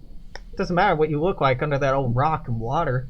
Bunch of gray shadows shoveling and hammering invisibly at the old walls, draining the tunnels. Johnny found some gear, an old tape player, hid away in an underwater cave and listened to it over and over, and we knew we weren't miners. We slipped out onto the road, these two featureless shadows, and ever since that night we've been detailing. Color in. Specifying. Feel more like myself every day. That's beautiful! Feel less like myself without my folks. Sure, some people were born into a family. Nothing wrong with that. Family's our weakness, child!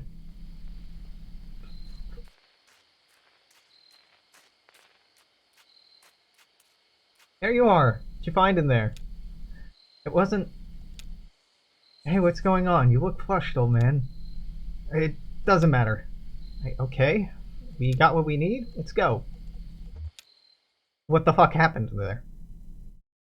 This game's really good at making you ask questions and then never giving an answer. Just being like, haha, what did happen in there? Anyway, moving on to this other really absurd, weird thing. And we're just gonna touch on that and then not dig into it.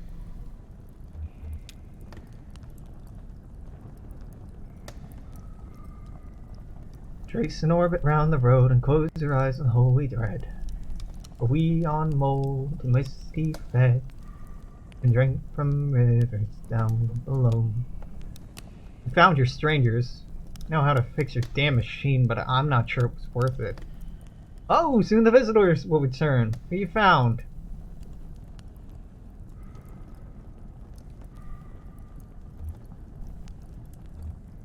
Since you need to type in a specific phrase to restore it. Oh, bit of a poem to rally the illustrious spirit, of course. Well then, type away by all means. Do not hesitate. Type away. I wonder if we could have gone into the church if I had picked a different option. Like, there are moments like that where I'm not sure if we were always going to play Ezra, or if I had chosen something else, if I would have been able to play the folks who went inside and have experienced that instead. And I don't know, and I don't really want to know.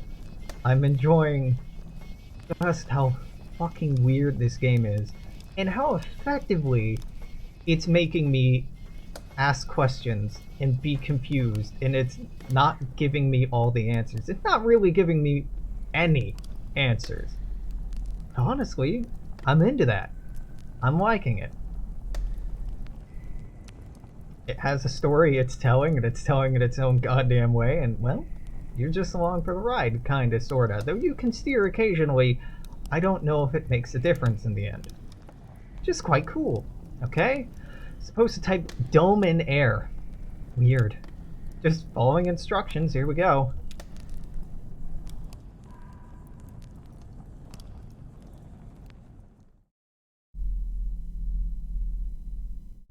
Scene 10! Just keep hitting me with more scenes. Scene 53. Xanadu.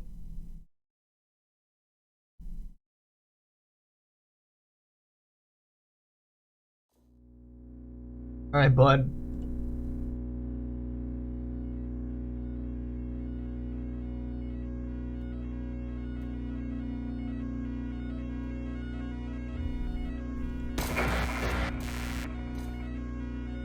Hey! That's legible. Xanadu.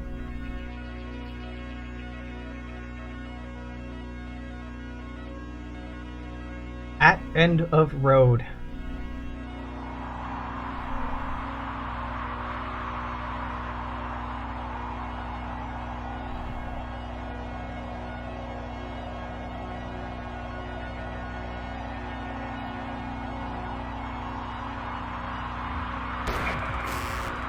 You're standing at the end of a road before a small brick building.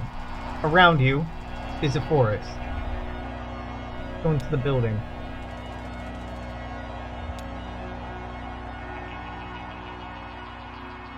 Inside building.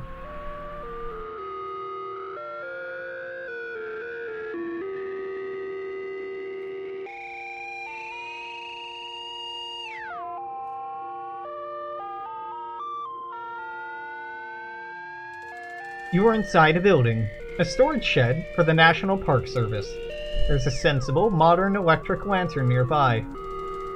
Get the lantern. Taken. Enter forest. That's not something you can enter. Just type a direction. North.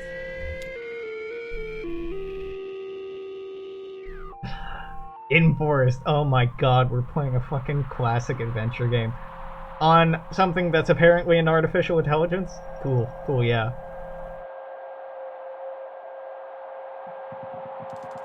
You are in open forest, with a deep valley to one side.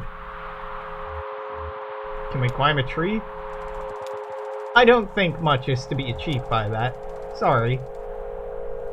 Can we dig a hole? Dig a hole. You can't see any such thing. Pretty limited vocabulary. South. You're in forest. It's a maze. Block. Okay, east. You're in forest. Lula is here, soldering replacement components and a small handmade radio. Oh, we should talk to her. Hi, Donald. I'm getting the strangest interference out here. Been tuning the radio circuits gradually as we go, swapping capacitor values and tweaking resistor networks. It's working for a while, but everything I pick up sounds so distant and muffled. Lula hands you the radio. Oh, maybe you'll have better luck. You've got this stuff. Don't forget to give it back. Oh, God. East. You're in Forest. Joseph is here, tapping with a small stylus on a modified pocket braille slate. Small gray kitten no more than a few weeks old dozes comfortably on top of his backpack. Maybe he has something to say. Listen, Donald, I was just describing your footsteps. Sounded like Joseph runs his finger along the index card he's been tapping on, from right to left. Long, weary, song. Early gone, dearly gone. You beat a melancholy shuffle through these woods, Donald. Been noting the sounds of the forest with an ear for speech and an inborn filter for poetry, I suppose. So maybe it's me being melancholy after all. I'm eager to see what the poetic subsystem makes of all the punch cards. We keep going east.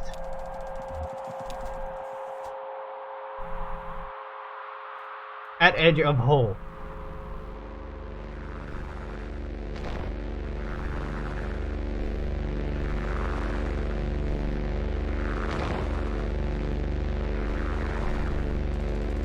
You are at the edge of a massive hole.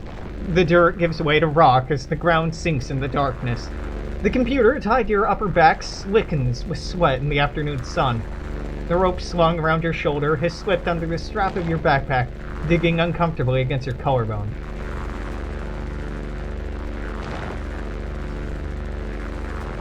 Shine a lamp into the hole. Your lamp is now on.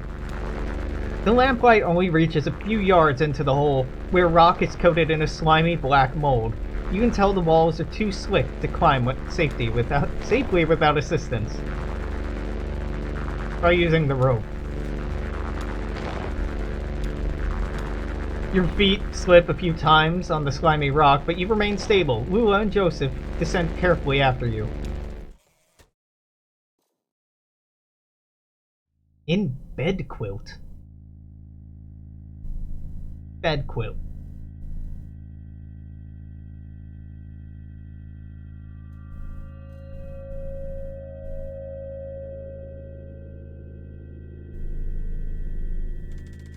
You are in bed quilt, a long east-west passage with holes everywhere. Joseph and Lula remove the computer equipment they are carrying on their backs and begin setting up. That's the last trip. Everything's down here now. Set up the gear. I only understand you as far as wanting to set the up above. Set the up above? Lula looks pensive. Ask her about the cave. Having second thoughts? I don't blame you. It's unsettling down here. Weird acoustics.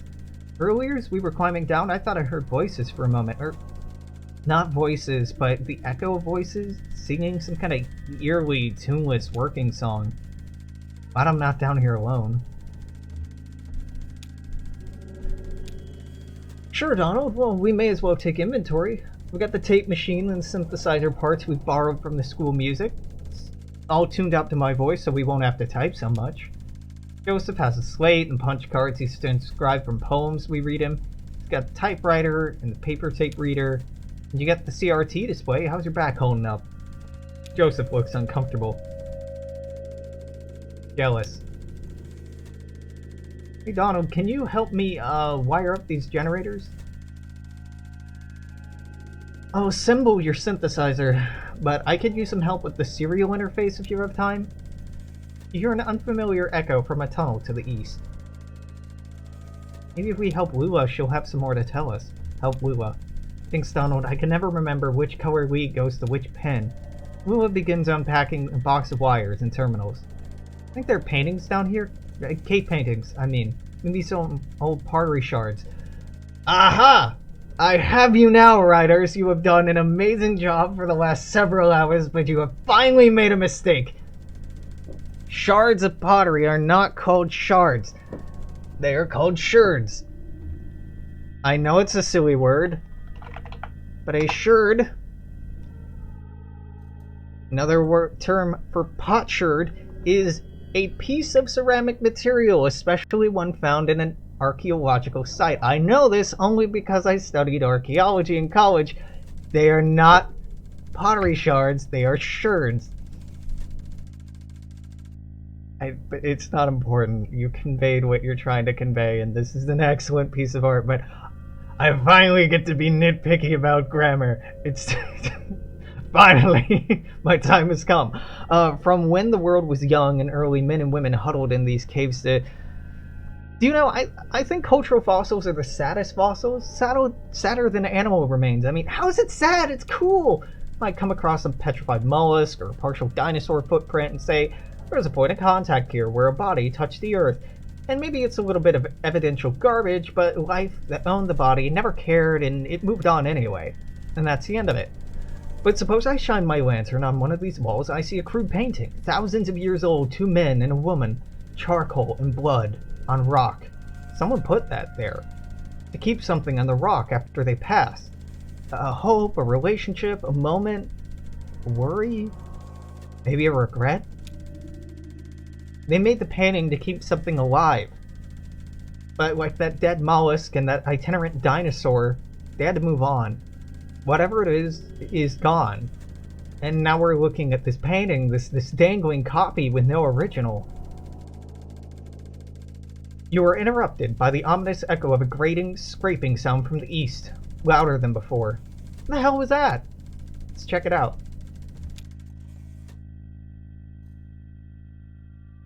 In tunnels.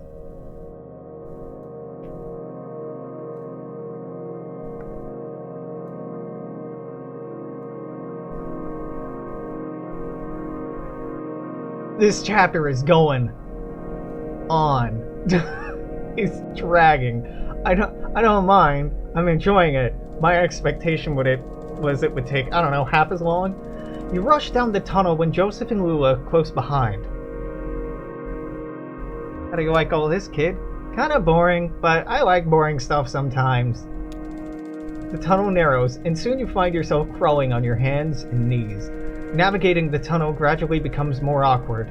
Smooth rock gives way to jagged, crystalline surfaces. Scrapes, scratches, and taps echo from the end of the tunnel, some short and piercing, some slower and groaning as if dampened by water. The tunnel opens into a large room. In Crystal Room. Ah! These.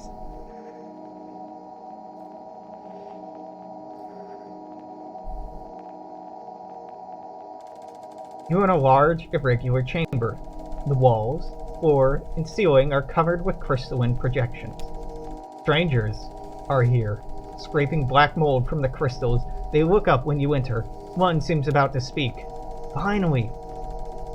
Let's listen to what he has to say.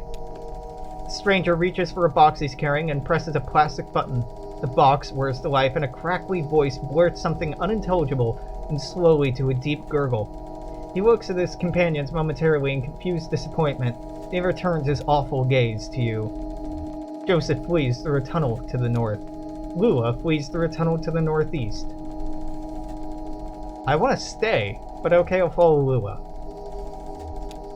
Lula's headlamp scans across the northern passage as you run. Soft shadows loom perplexingly from floor to ceiling. You feel around to distinguish shadows from crystals, but eventually find yourselves cornered. You've hit a dead end. Who are they? Find a way out of here. That's not a verb I recognize. I'm sorry, escape? I don't know that word! Looking for escape. You can't see any such thing. Listen, I think they've gone back to work. They seem strange somehow. Maybe they've forgotten about us. Alright, let's try to pass them quickly now. Don't make eye contact, and we'll find our way back to the equipment. In Bedquilt. Joseph's dead! Yeah. You're in Bedquilt, a long east-west passage with holes everywhere. Lula is here, panting for breath. Did they follow us? Where's Joseph? Search for Joseph. Search. I only understood you as far as wanting to search. You have to be more specific. Down one of the tunnels? Search tunnel. You select the tunnel at random. Your lantern illuminates several sets of footprints on the moldy cave floor, but they're impossible to identify. The equipment? The various computer and audio equipment casts angular shadows into the tunnels as you scan slowly across the pile. Nothing. Joseph climbs down from the rope still tied above. That damn sound, those voices. I don't even know what direction I was running. I wove through the network of tunnels. I ran my hand along the wall, always turning left, but every turn and every rock felt the same. For all I knew, I was running in circles. Hey kids, never do this. Sincerely, if you were ever spelunking, never, ever go running off in a direction unless you know where you're going and you know where you've come from. Because, no joke, tunnels can run on for miles and miles, and you can get lost, and you will get lost. And if you get lost, no one is going to find you. Don't be like Joseph. Joseph is fucking lucky he isn't dead. Finally, I ended up here, and I hid. I panicked. I heard you talking, but I didn't think I could trust my senses. But listen, there's one thing I have to tell you. While I was out there lost in the tunnels in the cave, I came across the Zero, and I had no idea. It's like a real place. They pick up garbage, they deliver mail, they go to work and church. But it has an awful kind of emptiness. Wandering 3, I heard echoes. Horrible echoes. Weird images burned into my mind's eye. A television, a scarecrow, a crystal, a feather, a sandwich, a CRT monitor, a bottle, an anchor. Lula looks down at her feet. What's up with Lula? Nothing. Joseph, you sound disturbed. Lula, you've heard the same stories I have. It doesn't matter now, damn it. I'm leaving. To hell with all of this. Get back on track. You shout something at Joseph about the project you're working on together. You'll die in these caves. What about those men? You know they'll come back. We can start a fire somewhere. Suggest finding somewhere to start a fire. Shout something about going deeper into the caves. You hear their voices? They'll find you. But not me. I'm going back to the surface. Stop. Your stupid fight is ringing through the whole cave. Joseph is right. We can't stay here. I'm leaving too, but I'm not going back to the surface. I'm taking my station wagon, and I'm headed to the Zero. Well, don't let her leave us here. Get Lula's attention. You plead with Lula about your continued collaboration. I'll send you this tape when I'm done recording. I'll put it in the mail, and you can see what your damn machine does with it. Lula and Joseph have left. In tunnels. Abandoned by your collaborators, your confidants, your companions. The only two among your colleagues with whom you've ever trusted the gift of your friendship. Pretty thick, sounds like Beardo had his heart broken. You wander the tunnels alone, dragging along the components of your unrealized masterpiece, combing the underground passages for a new site in which to realize your vision. Sounds like a genius.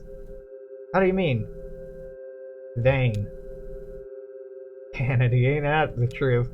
My aunt, Remedios, before she got into the whole musicography thing. Ethnomusicography, what a great word. Thing. She was a painter, mostly nudes and oil. She had this model, I'll never forget him, big, classically physical guy. Looked like he was about to storm Troy. Made everybody call him the Colonel. Beaver and I saw this guy naked a lot. You couldn't help it, and he was always posing somewhere in the house, chasing the light from room to room, while Aunt Remedios made a sketch of his profile or worked on the right mix of pigments for his abdomen. The Colonel had this magnificent hair, long, black hair that just ran down to the bottom of his shoulder blades. One evening, he was standing next to an open window in the back of the house.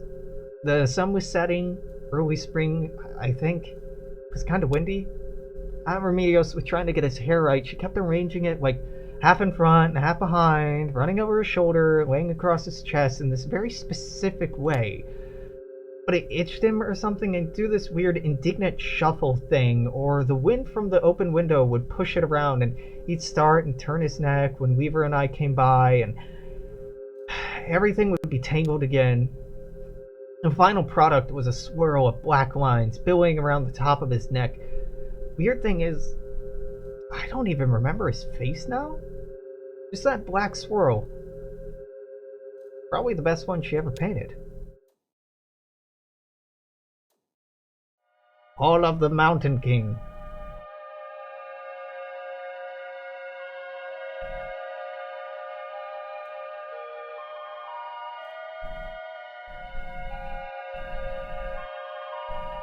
This song is not Hall of the Mountain King, but okay.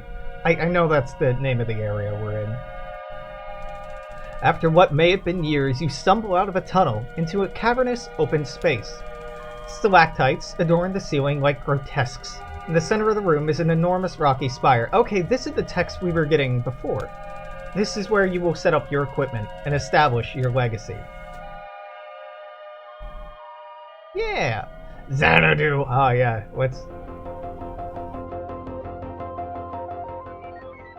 Now is the time to continue your work. Research Assistance, 0. Realism Index, 37%. Romance Index, 2%. Mold Coverage, 98%. 0%. You may hire a new research assistant, assign assistants to a task, or sleep until tomorrow. Hire a new assistant.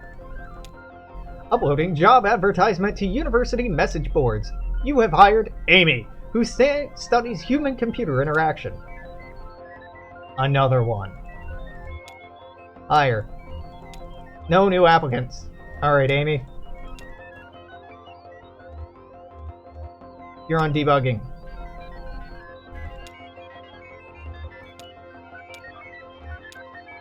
Alright, we'll sleep. Time passes. Amy widens tunnels slightly to reduce the need for extra crouch commands. Now is the time to continue your work. 1 assistant, 0 romance, 11% mold coverage. You've hired Rick. Oh no. Haha, he turns himself into a pickle, etc., etc.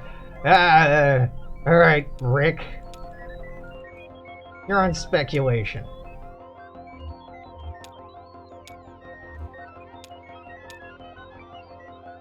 One's on debugging. One's on speculation. Let's sleep. Time passes. Amy fixes some weird math with some weirder math. Rick posits that nature, not reason, is master of industry. Greasy black mold is collecting on the computer equipment.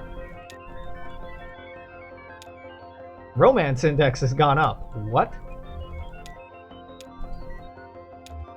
Hired Weaver, who studies mathematics. Wait, Weaver? Okay, tell you what, kids. You're all on debugging. Let's sleep. Time passes. Rick identifies a bug with the oxygen level simulation, but is unable to fix it. Amy makes adjustments to the echolocation algorithm. Bats now fly normally instead of getting hung up on each other's wings and clustering together like horrible leathery tumbleweeds. Weaver fix bugs! Intruders! The strangers are doing something to the equipment, but you can't make out what. You hide behind a rock until they leave. With trepidation, you emerge from your hiding place hours later. Now is the time to continue your work. I'm not convinced this is getting us in closer to the 0. Research Assistance, 3. Realism Index, 72%.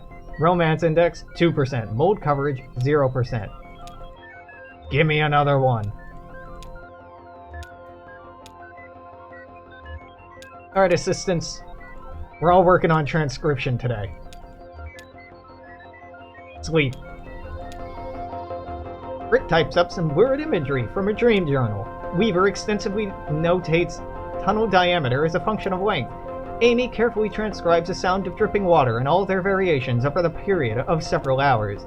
Andrew summarizes a migratory pattern of bats through the tunnels. Weaver follows the strangers into the tunnels. She doesn't return, but neither do they. I have 3 research assistants, 100% realism index, 12% romance, 11% mold. Yo, I need a new assistant. Greg, who studies architecture. Alright. So, you're all speculating today. Amy discards centuries of exhaustive data on the uniformity of cause and effect. Greg muses about the love lives of fungal colonies. Rick makes a convincing argument for the edibility of stone. Andrew had ideas. Greasy black mold is collecting on the computer equipment. Now is the time to continue your work. Maybe you should try to start over. Something doesn't seem to be helping. Try to quit and start over. I want to keep playing. We got stuff to do. Are you sure you want to quit? Yes. That was a rhetorical question. Quit game? Quit game. I only understood you as far as wanting to quit. Maybe we have to lose or die somehow to start over. Smash the computer. Violence isn't the answer to this one. I guess we have to keep playing. Now is the time to continue your work. Alright, yes, fine. Hire new assistants. Roberta, great. All assistants, you're on debugging today. 5. Sleep. Time passes. Amy fixed bugs. Rick fixed bugs. Greg fixed bugs. We're out of flavor text for fixing bugs. A small mail carrier on a bicycle brings you a sizable bill from the power company. Hire a new research assistant. Marianne. She studies fine arts. Great. We're all on transcription today. Sleep.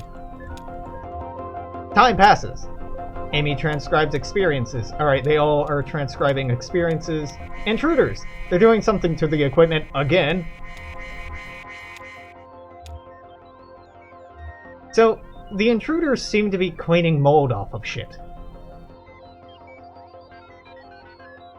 That's it.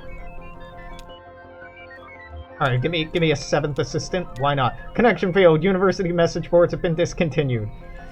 Alright, assistants. Today, we speculate. All of us. And sleep. Roberta had ideas. Rick had ideas. Amy, Andrew, Greg, Marianne all had ideas. You dream fitfully. You, Lula, and Joseph stand in a hallway. The walls are blank beige. Just after winter quarter, but before spring.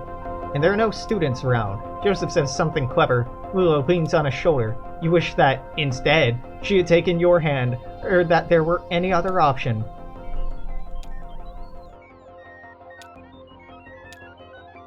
I'm so confused. What do you want me to do, game? Alright. You know what? Let's assign 2 to everything.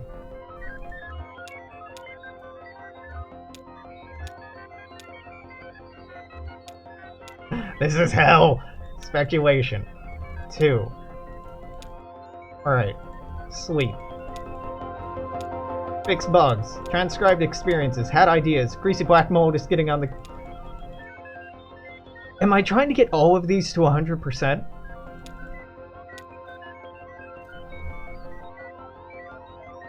I assume that I am, right? Okay. I want 3 on debugging. I want 2 on transcription, and I guess 1 on speculation. Let's see how that does.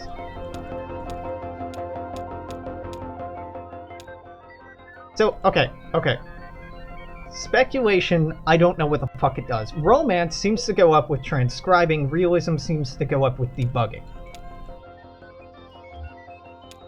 So, I want 3 on debugging. I want 2 on transcription. I have no idea what the fuck speculation does.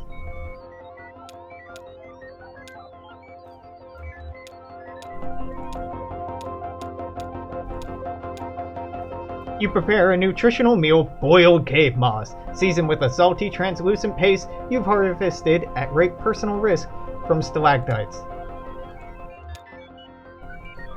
Oh, we're so close. Okay, both of those went up, right? So maybe I just assign 3 and 3?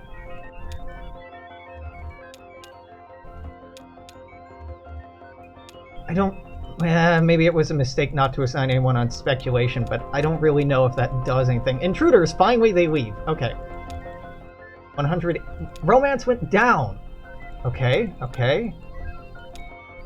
So debugging is fine. Transcription, sure, let's do that, and then assign everybody else to speculation. And by that I mean 2 people. And by that I mean, yeah, let's just 2 on everything, sweet. Your habit of absentmindedly chipping away at cave crystals and sprinkling their dust into the air behind you has paid off. Just a few feet down one of the tunnels brooms a small but kaleidoscopic garden of crystals. I'm so goddamn close. Okay, alright, just 2 to everything. Just assign 2 to everything. Because I don't know what boosts what and what hurts what, but I'm sure. If it's 2 to everything, seems like we're going up like 2 or 4% a day. And that's gonna take a few more days, but whatever, I've already poured enough time into this. Sweet. Time passes, bugs, experiences, ideas. 100, 121. Is this not... Are you not entertained? Alright, maybe we have to wait it out.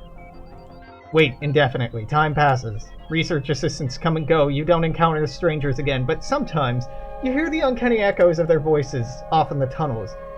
Years pass, mold accumulates. You and the remaining research assistants take the burning used equipment in the center of the room.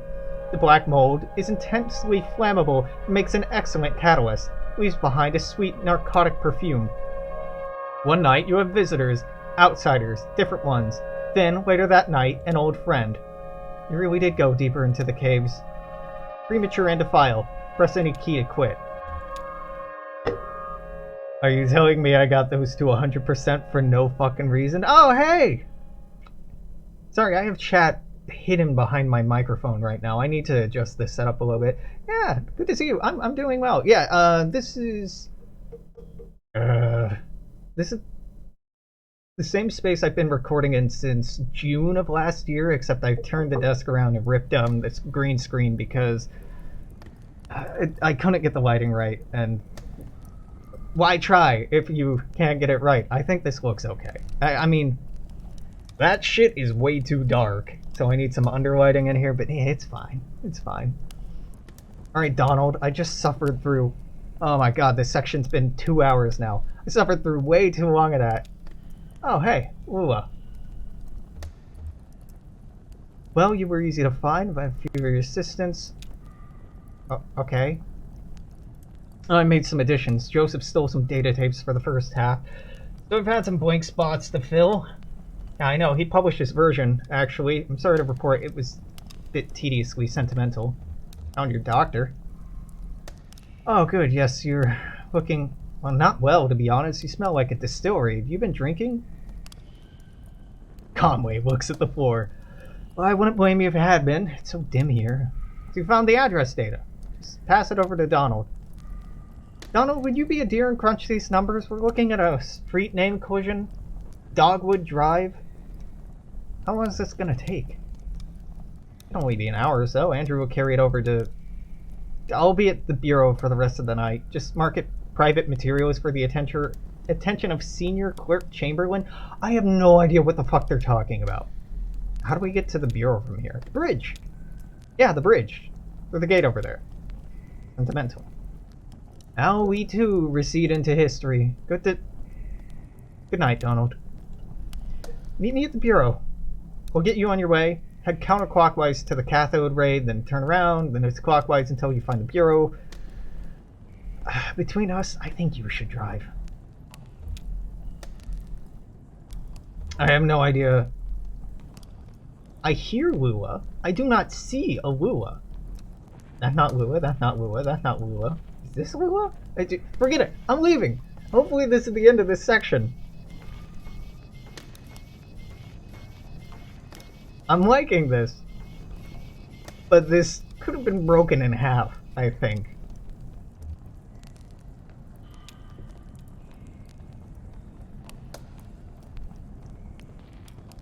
I want more of Robot Lady.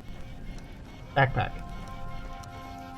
Hiking backpack leans against a rock. It's full of empty wine bottles and library books. Yeah, somebody knows how to party.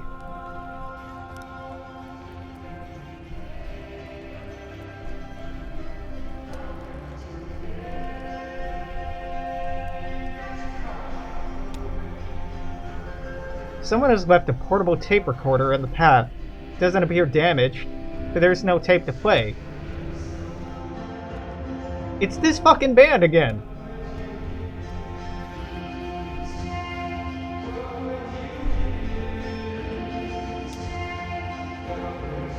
A bookshelf was carried only partway up the path here before the project was abandoned.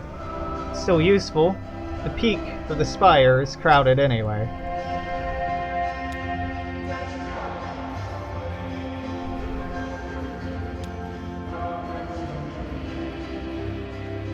A sensible, modern electric lantern has been left here. The batteries have long since died.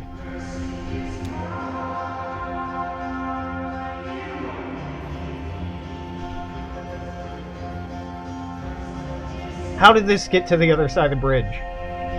Thanks for waiting, Blue. What have you been doing? Keeping Johnny out here company? Hey Johnny, you want to explain how this got over here? What happened up there? There's a bunch of computers. Johnny yawns. Alright, don't question it. Just leave. Just leave. They're ready to leave.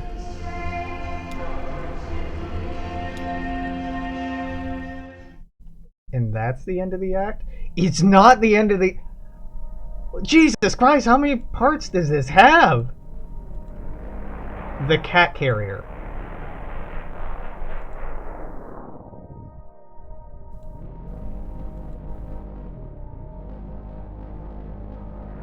The backpack.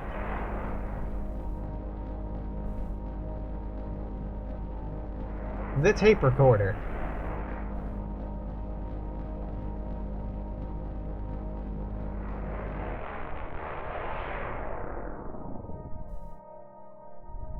No?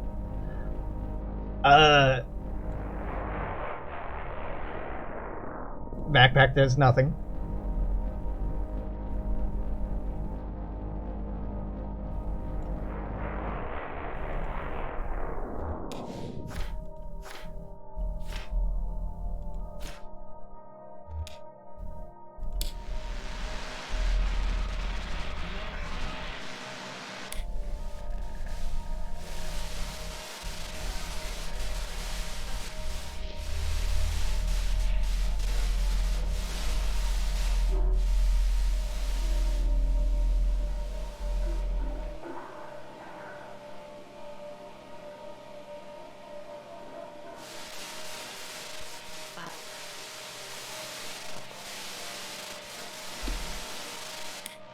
Oh.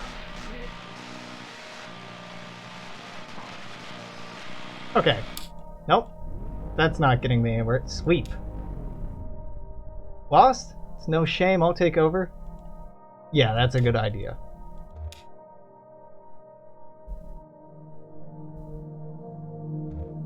Sweet. Okay, I have no idea how the fuck we got to the bureau. Don't question it. Don't question it. Because that seemed to just go in a loop without letting me in anywhere. Scene 12. Stop!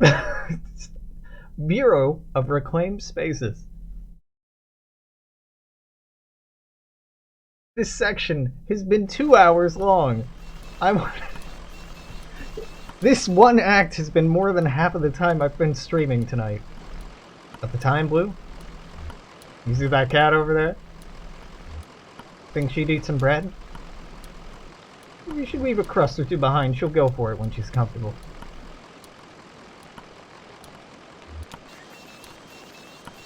Is that melting snow?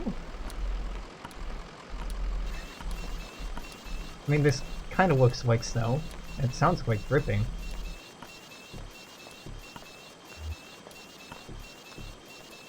Yeah, okay, now that I see her walking, it's very clear that she's a robot. I like her. She's probably my favorite character right now. These two are my favorite characters. But Robot Lady? Yeah. Hello, yes, my robot and I would like to pick up something here. Here you are. Marianne has rest of the evening off, so I'm minding the desk. Nice place. It is, isn't it? Sometimes I forget. The acoustics in here have a way of grinding one down.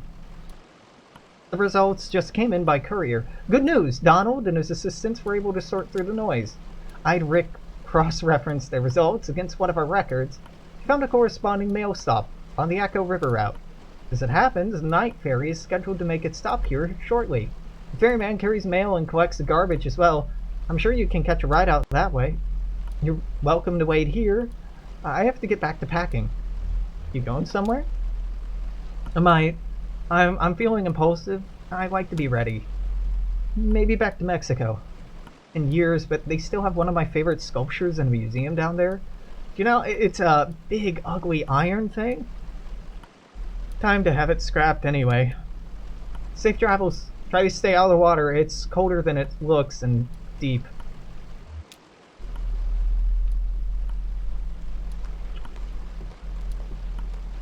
Okay, can't go any further that way. Can't go down. So I guess we go back over here. And wait? Yeah, alright. This is a beautiful area.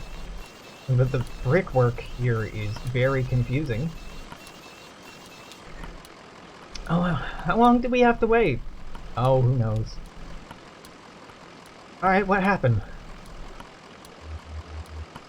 It's up to you. Okay, you can tell them. Doesn't matter anymore. Fine, so we were in that graveyard.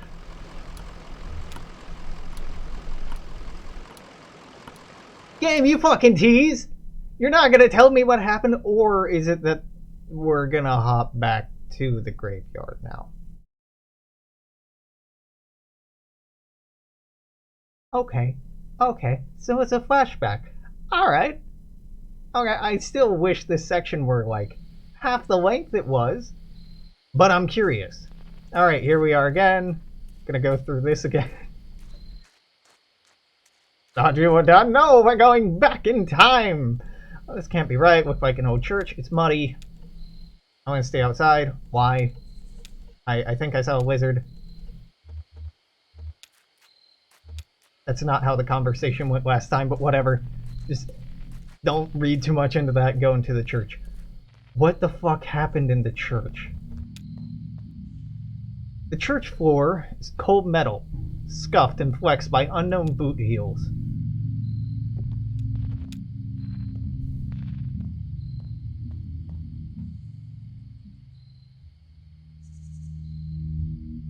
I don't know what I expected.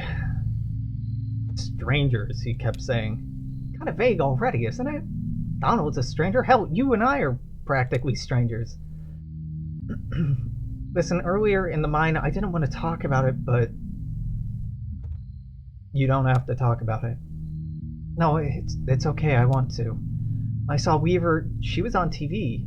Was testing pretty simple to repair, flipping the channels, check the saturation. She was just there. It's kind of horrible. I mean, I told you she disappeared suddenly, ran away, but we thought... You thought she was dead. Yeah. I guess I don't like to say it. Dead. And the next time I flipped to channel 2... Weaver.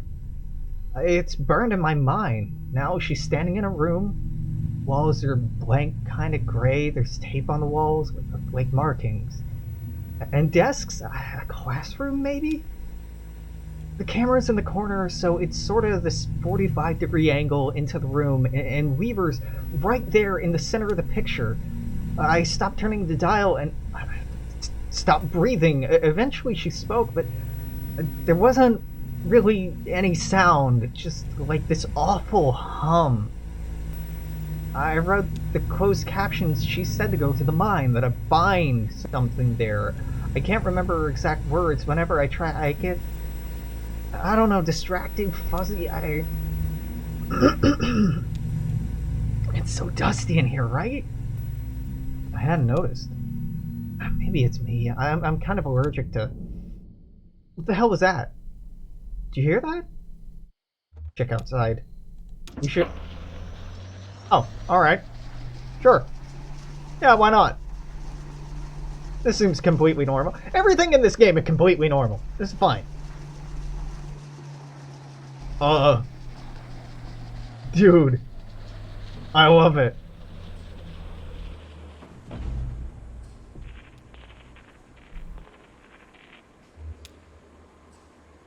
The stranger activates a tape player slung on his shoulder. Crackly drawl echoes out into the room. It is patient and sounds like it should be smiling. My regrets.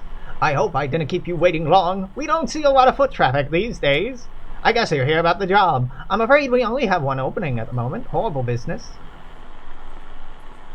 Do you know how to get to the bureau from here? Certainly, I'll tell you everything you need to know. I've only just met you, but I feel certain there's a place for you here. I'll just take you over to meet the dispatcher, show you the trucks, get you familiarized. We can converse as we go. What is this place? Some kind of factory? Yeah, maybe, but for what? Why hidden away like this? What's that smell like? Like bread? Baking bread? Please follow me.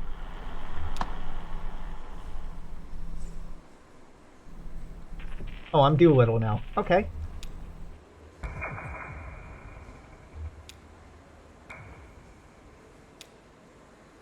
She can degauss him. That's amazing.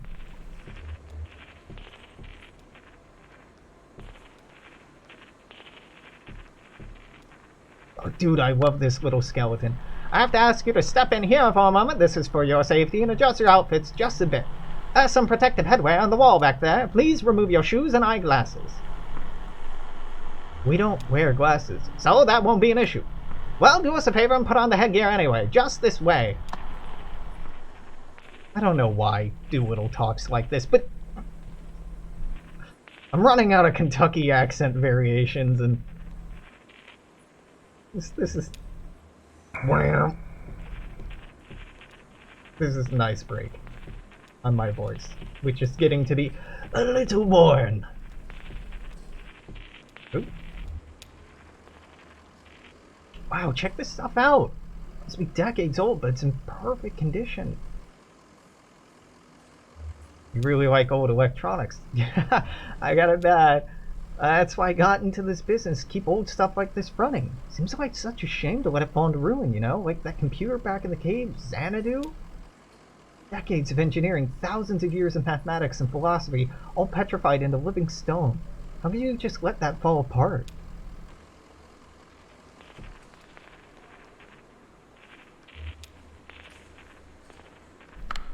More new arrivals this evening. Plenty to do. Got to relay the formula. What formula? Oh, the formula! Changed our lives. Once, years ago, we were prisoners to the intricacies of our debts here.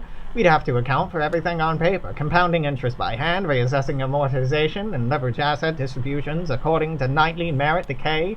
Then she stepped out of the caves to show us the light of the formula. She had a brilliant grab of mathematics and a saint-like way of speaking right through the numbers. Now we just plug our daily numbers into the formula and run it all through the adding machine. We occasionally suffer some surplus drift, but she instructed us all on the necessary adjustments. It was devastating to see our revered mathematician go, but was needed elsewhere. Her legacy abides. What job are they working?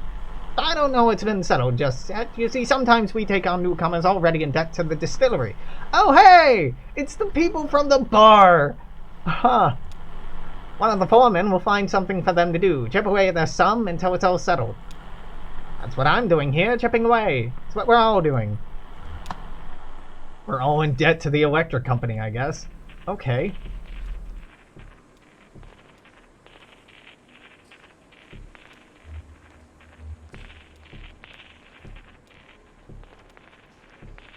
Dude, these carts are so...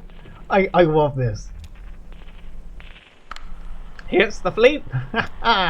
Oh, we just use these to get around internally. How big is this place? Oh, it's grown a great deal over the years. It's incredible to think, really. When Mr. Bishop founded this operation, it was only about 1,800 square feet, and half of that was more or less occupied by camouflage to keep the law out. Hiding out in the back of an old church, purifying spirits by handmade fire, kettle, and a dream. So the trucks are just east a ways and shipping. You can become acquainted with the dispatcher there. Give me a tap on the shoulder if you see something that catches your eye. Always happy to show off the facility's sublime machinery.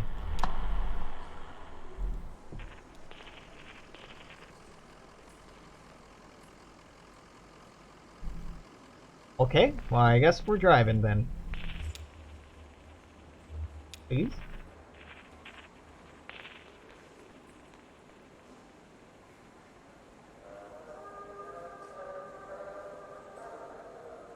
Elevator music, hell yeah. Let's go to shipping.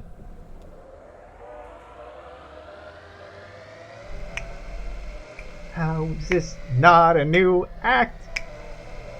It's very cool, but this is 2.5 hours long. Oh, YouTube's gonna hate how big this file is. Oh. Well, here it is. Now I have to ask, as a matter of course, what kind of experience do you have driving trucks? I drove deliveries for an antique shop up until this last run.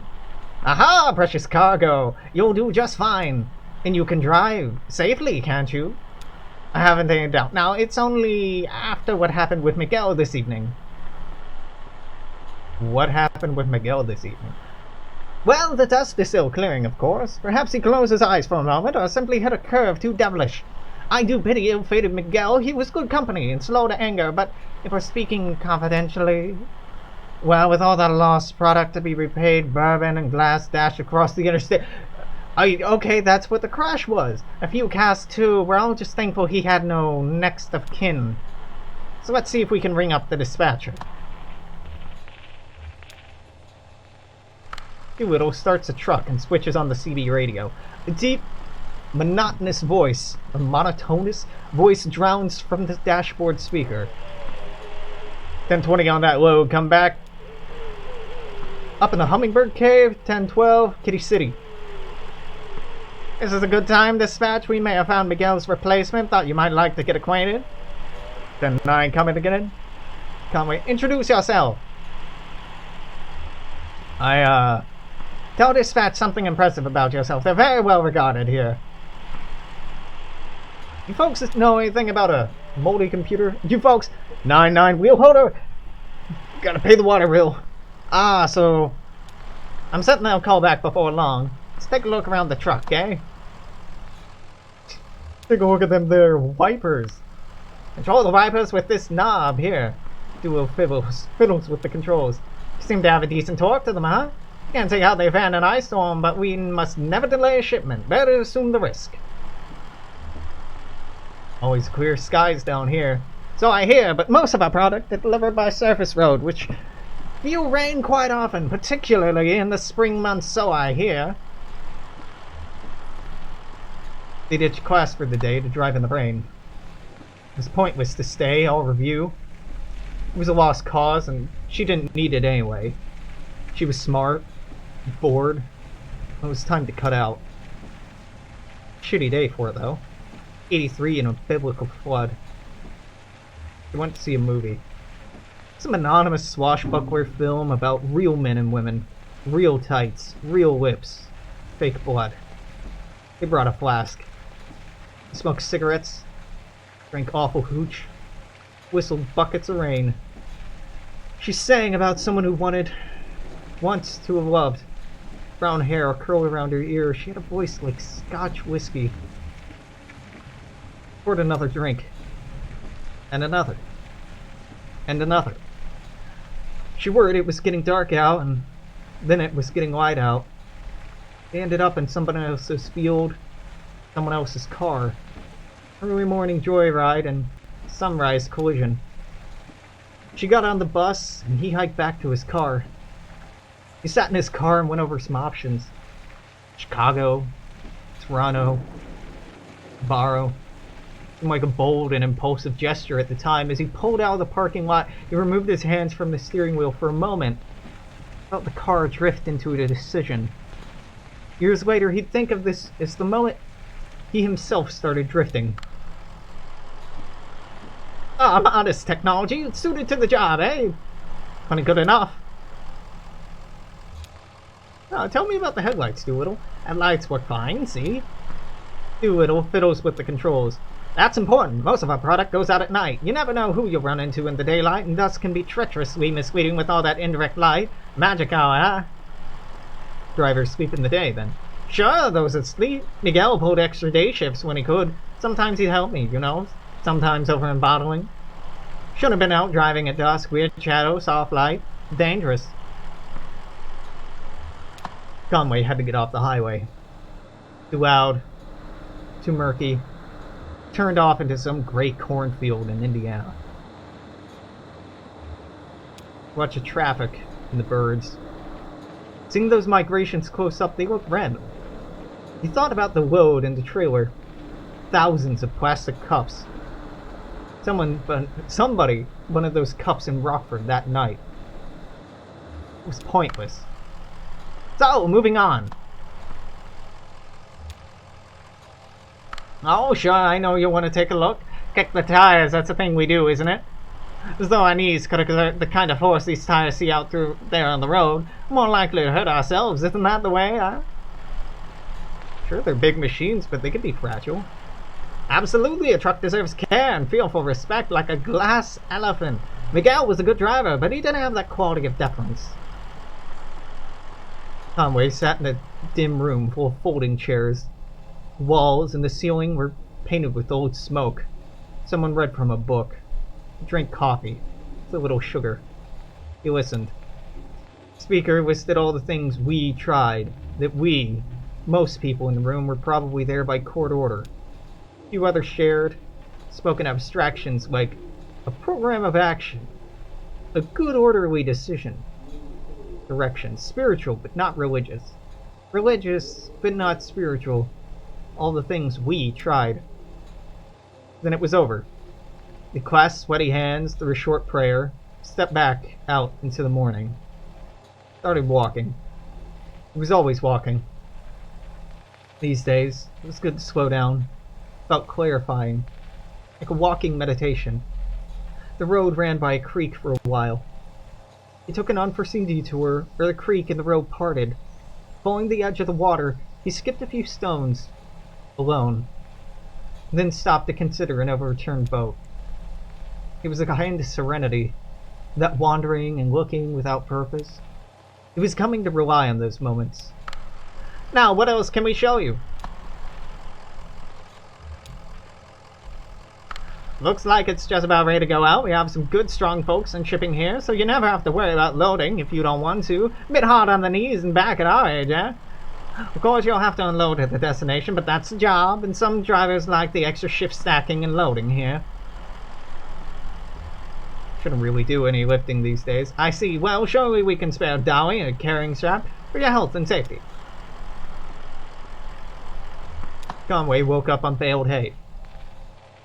Everything was too bright. His head hurt. The usual.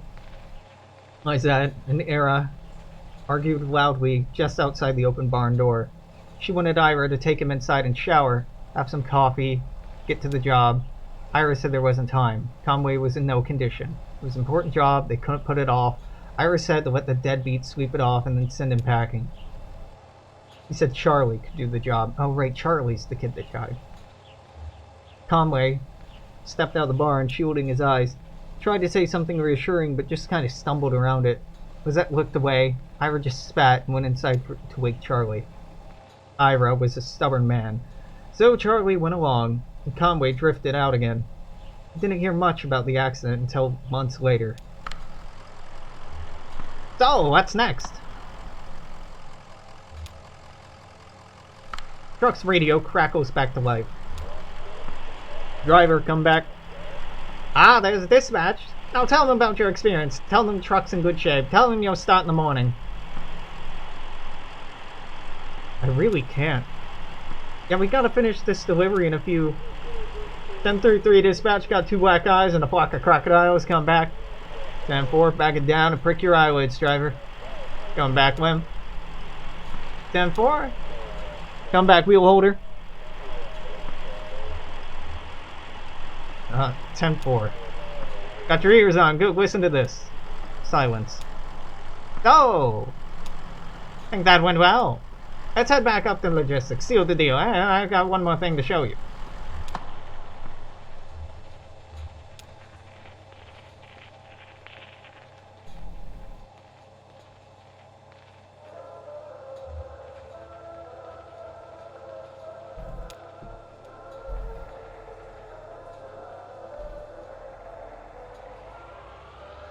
This is very weird and disturbing. I like it, but I think Conway agrees to work here, and that's the thing.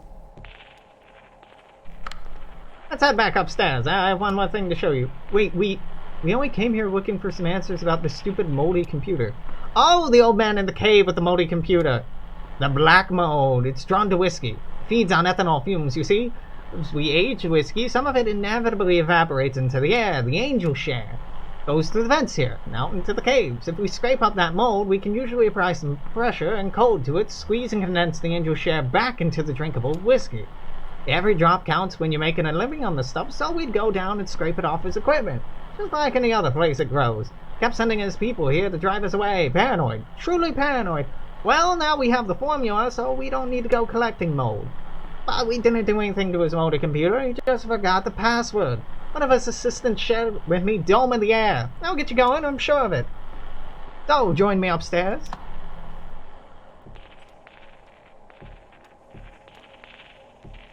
In here? If you don't mind. I'm like, where's Conway? He's just real slow. Okay.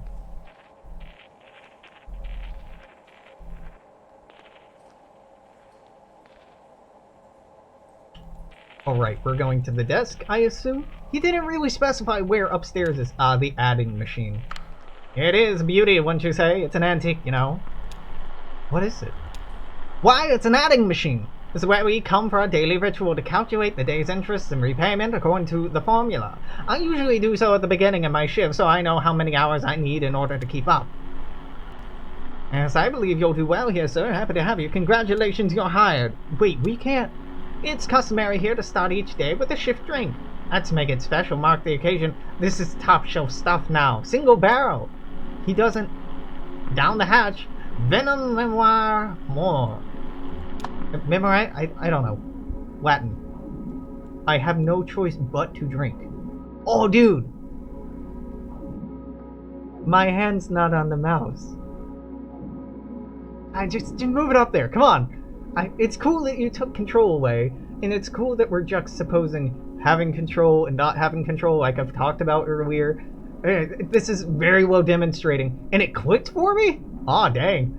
I really, really like this about this game, that it gives you some agency and some control, and then it's like, but not all of it. You don't get to tell the entire story. Decent enough. Well aboard. Welcome aboard. He's not working for you. We have to get back to us. He has a delivery to make. What's this not working? Are you turning down this opportunity? Right, I have to make this I'm disappointed. And I'm afraid that leaves us with a delicate problem. As I indicated, this is the top shelf stuff you're drinking now. It isn't cheap. It's not your first shift drink, and well, there's a matter of this tour just now. My time and experience have built at quite a premium. This is not good for you, my friend. You're quite deep by my back-of-the-envelope estimations. Well, we have that in common, I suppose. All of us. Yes, I'm afraid you'll have to work this off somehow. It's just the way it is. What's happening right now? Oh, you can start tomorrow. Take the time to settle your affairs, of course. The interest begins to compound immediately, and well, we'll go over the formula when you get here. I should get back to work. See you tomorrow, then. Ah, yes. No such thing as a free drink. And apparently no such thing as a free tour. That seems like a fitting place to end the act. I'm not pushing game, it's just, this is dragged on for a while. So, I guess I start in the morning. I guess... I'm confused. Just the way the way things go, kid. Huh, well... Still gives us a few hours of roam, right? Where's that ferry?